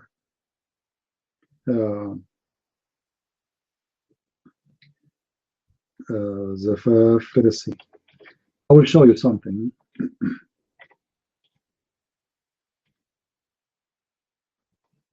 Let's see if we can find some funny ones.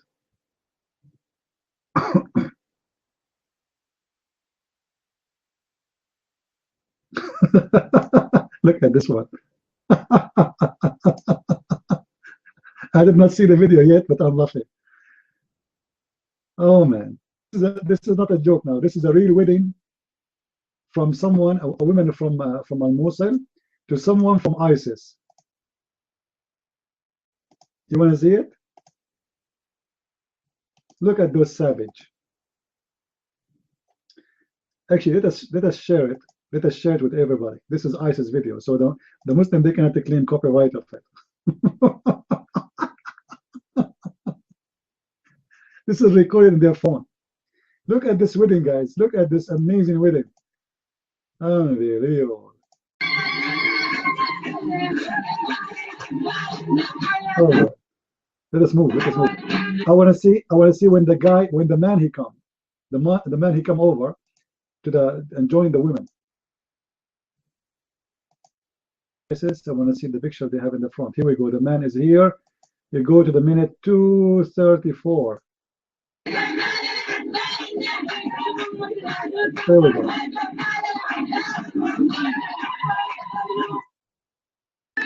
Move, move, move. I want to see the man and the woman sitting together. This is the most funny.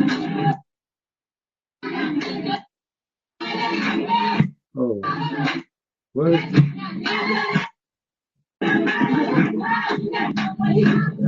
I don't know, like maybe they have an image not in the video, because in the beginning of the video they have a very funny image. This is a marriage for someone from ISIS to someone from Mosul.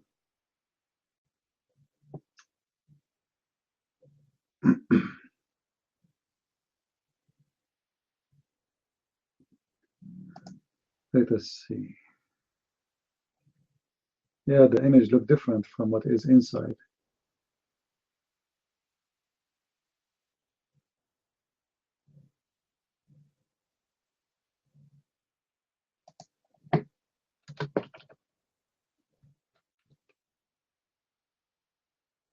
I'm trying to find the funny one.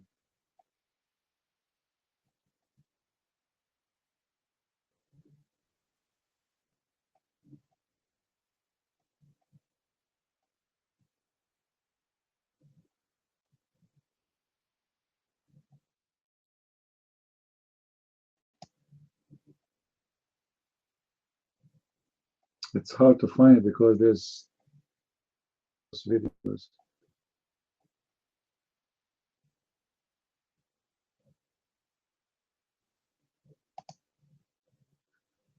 Anyway, do we have any Muslim here now?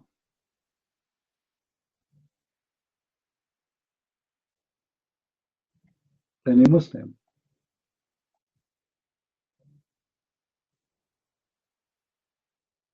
And by the way, there's a TV network is owned by the Saudi. They made a series about ISIS.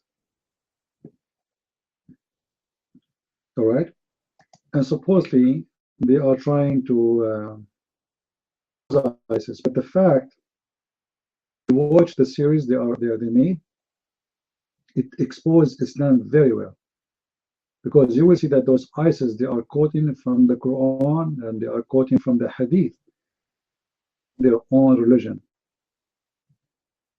even though the whole idea of making this series is supposedly to fight ISIS, but the fact it's telling you a lot of things about Islam.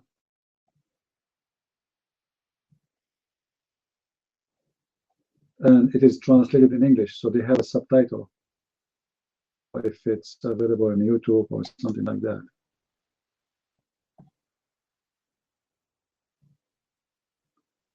Do we have any Muslim when it comes to the mic?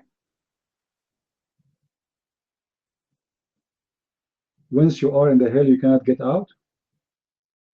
Truth be told? Truth, are you Christian or Muslim?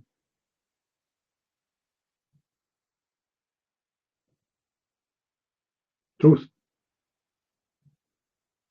Are you a Muslim? Guys, is it Truth a Muslim? Because here people use nickname, we don't know who is who. Is not? Oh, okay. Because I know someone, he come here as a Christian, supposedly. People, they use names. It's a nickname.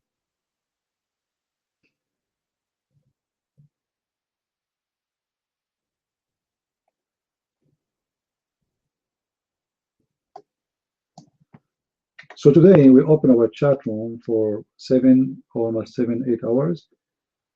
Muslim, come to the mic.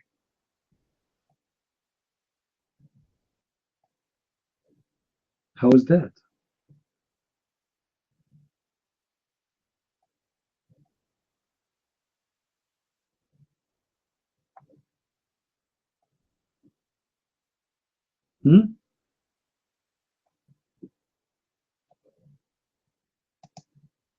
Where is the proud Muslims? Fighters stand up after they are named cold. You mean by the Israeli? The joke I mentioned before?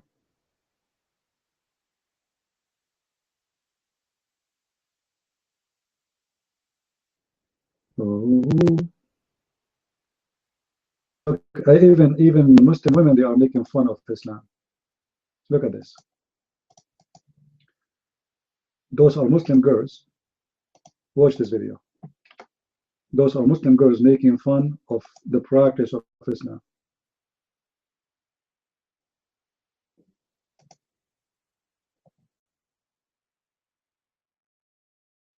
And they are making fun of ISIS, but the fact they are making fun of Islam, and they knew that, you know. Because what ISIS does is exactly what Muhammad wanted to do.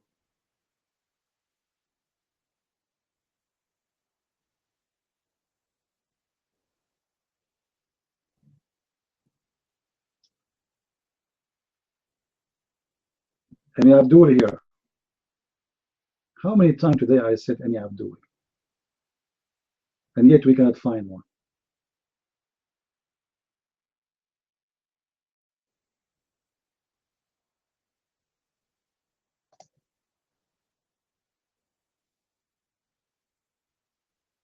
Yeah, if I say I want to close the room, then they will put their hands up and they will say, where are you going?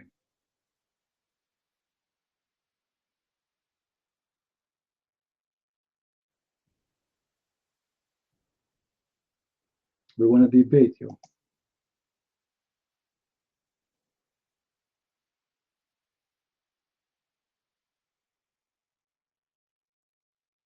Then a Muslim.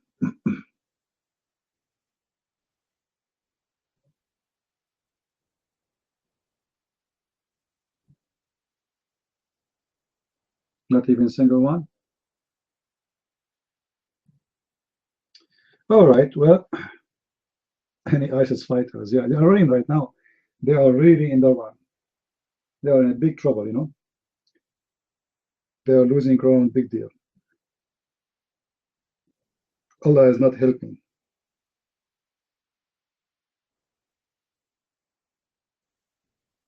However, you know, ISIS does not really exist as an organization as much as it is an idea. So every Muslim, if he really loves Islam, he should be ISIS. This is the truth.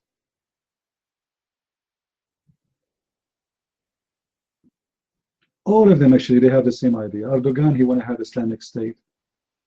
Obama, he want to have Islamic State.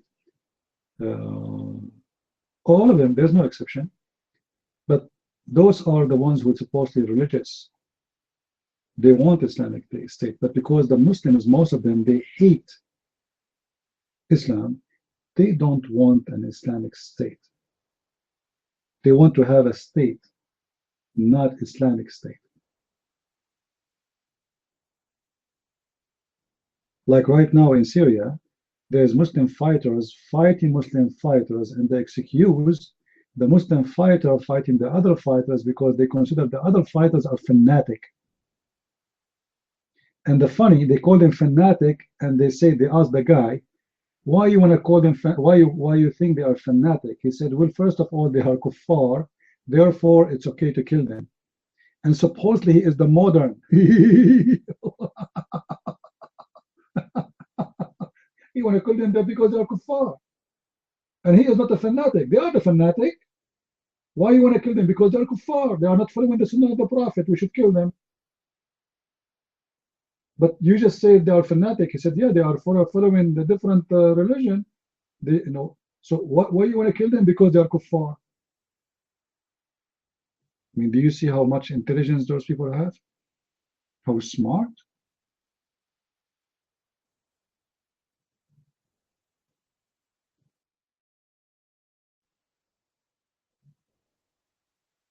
They will not kill all the kuffar. They want to kill each other first because they are kuffar too.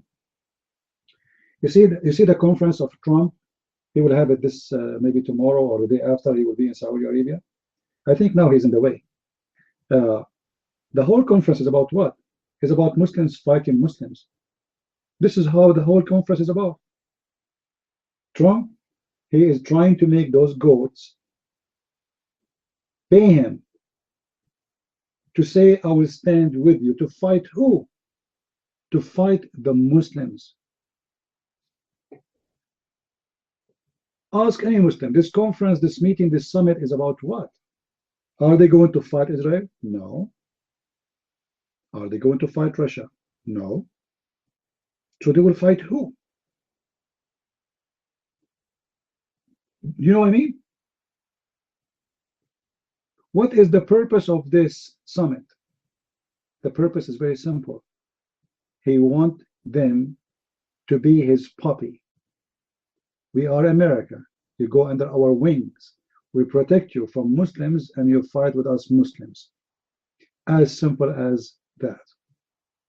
And the Muslim they want to fight is the Shia, the Iranian, the Hezbollah, the Houthi in Yemen, etc. In the same time, they want to fight the Muslim Sunni, who they don't agree with them. As simple as so. This is a summit to make, like let's say, to create a kind of organization between America and Muslim Sunni countries to fight the Muslim Shia and the Muslim Sunni, which I think is good. If Trump, he used it in a good way. Let them fight each other and let them pay for it. America is protecting the Muslims for centuries.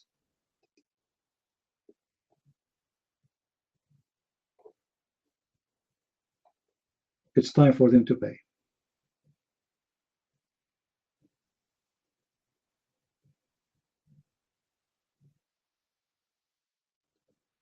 Do we have any brave Muslim here?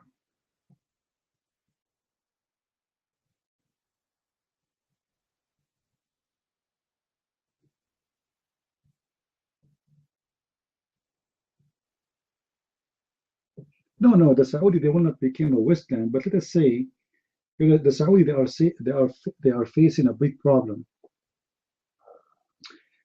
You see, the money is not the same as before, and in order for the royal family to maintain ruling the country, they need the support of USA. Otherwise, they will lose the ground very fast. As you see, they try to make a war with the Shia in Yemen, and they are unable to accomplish anything after 3 years of war. And the 3 years of war suck their income. And they are just fighting tiny farmers, untrained, people. They are not educated. They are just Bedouin, sheep shepherd. And yet the Saudi army, with the help of more than 6 other armies, they could not make a victory on Yemen. And all of this war is to stop the Shia from expanding. As simple as that. So the Shia are really expanding very fast all over the Middle East, and the Muslim Sunni, they feel the risk. Yemen, Shia population became so big. Lebanon, even in Egypt, Morocco, the population of Shia is increasing so fast. Sultanate Oman, all of it is Shia anyway. There's a lot of Shia in Saudi Arabia. And more, and Iraq is controlled by Shia. Syria is controlled by Shia. And Iran is controlled by Shia. So already they are in the heart of the Middle East, not in the borders. And that means a lot. So the whole meeting you see tomorrow between Trump and the Muslim Sunni, you will notice all of them, they are Sunni. You will not see one Shia leader is in the meeting. Even though they are claiming they are going to fight ISIS, but this meeting has nothing to do with ISIS. This meeting is about fighting the Shia. Sunni versus Shia. And Trump, he will take their milk and their yogurt, and he will dump them after that. He's a businessman. He will make them pay heavily for having the protection of USA.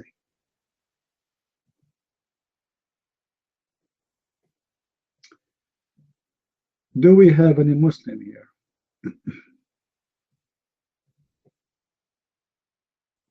You see, we have a Muslim in YouTube. His name is Isa, but the guy don't dare to come and debate me.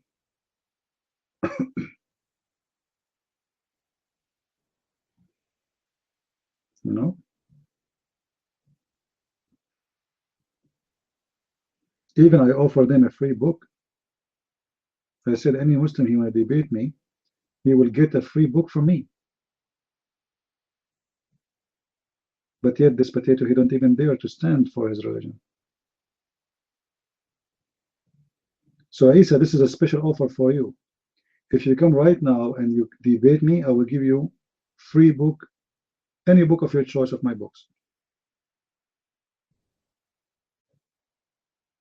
What do you say?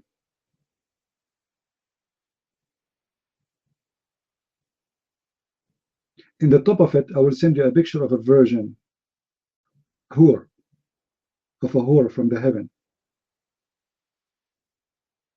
What do you say? With her see-through clothes.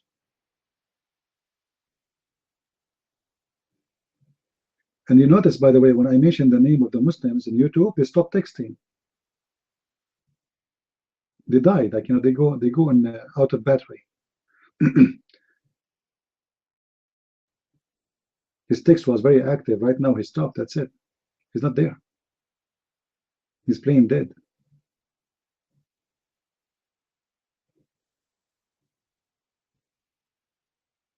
I'm sure it's time to go and pray right now, right?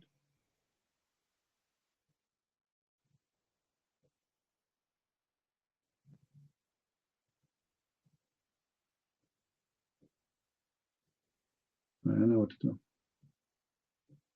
No, I am sorry, I cannot give you the picture because I promised Isa for it. Isa is the only one who will get the picture. So Isa 5225, what is that? Is that Quran 52 verse 25? Isa? That's horrible, man. Do you know what that verse is speaking about?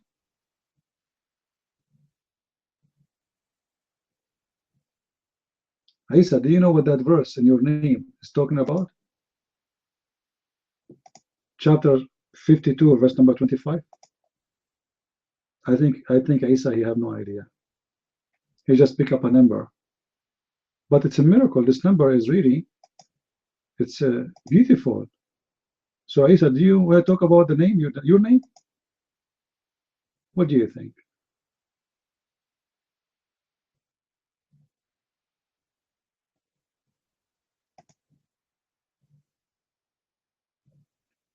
Isa? Okay, so I'm going to give you a dot. I'm going to block you in YouTube because you are not answering me. You are being a coward. Shame on you. Next time, don't come here without your parents. All right? It's a shame on you that I talk to you and you don't respond, and I'm inviting you to debate me.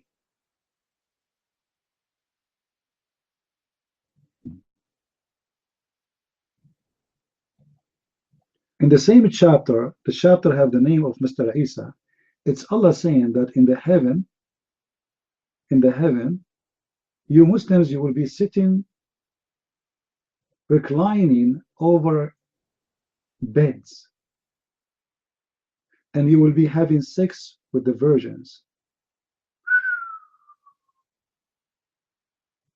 And then there's a tree at the top of you, which is going to provide you with the fruits and meat. Have you ever heard of a tree like this? You are sitting in your bed. In the top of the bed, there's trees, and these trees provide you with the fruits and meat. Meat. And then around you, Isa, in that chapter having your name, there's boys who they are very pretty and so beautiful. White boys, naked boys, they will go around you. What do you think, Isa? Why those boys are around you, and why the Quran described them as very beautiful boys? Isa, by the way, I'm just quoting your name. I'm not even quoting something different. So what do you think, Isa? Isa? Isa, where are you? Shame on Muhammad, shame on you. You better eat some shish kebab. Otherwise, you are my barbecue. Isa. And his name is Isa. Look how funny. Do we have any Muslim here? Explain to us how you are sitting in the bed, and then there is a tree in the top of you provide you with the fruits and meat.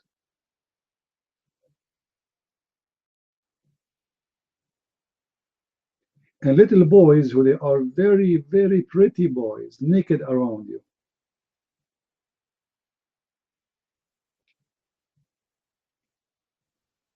Anyone?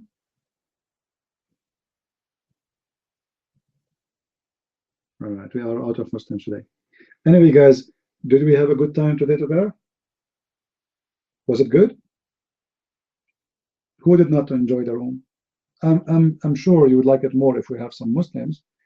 But what we can do, there is no Muslims, there is no Muslims. However, we come here, we share, people learn, people take reference. And today, the Muslims, they come to us with something new, that Moses was black. And it turned to be, Moses is not black at all.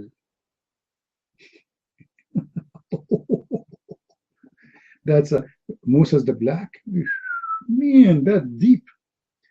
That's deep, very deep. Oh boy. Actually, just before we finish here, when Muhammad described the look of the white Jesus, that tells us how Muhammad is perverted man with his mentality about the look. Otherwise, who care about how they look like? Who care if Jesus is white? Who care if he's black? What's the point of saying such a thing? If there's a point, guys, think about it. If there's a point of describing how Muhammad he saw Moses or how he saw Isa, what's the point? Do you have a picture of him, Muhammad? No. So what's the point? Can we see what you see? No. If you describe for us, is that will make any difference?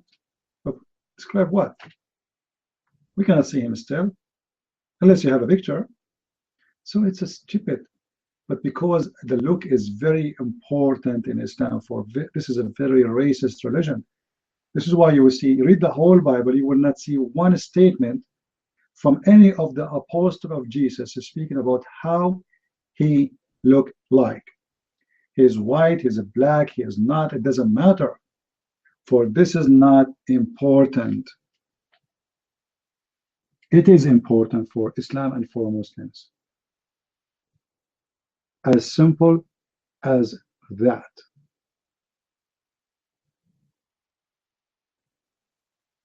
So I want to say thank you guys for being here. Remember, we open again our room Sunday afternoon, as every week we do. And until we see you soon again, I say may the Lord bless you, and I wish you the best for the coming weekend. And don't forget to remember the Lord who provided you with everything in your life. Don't remember me.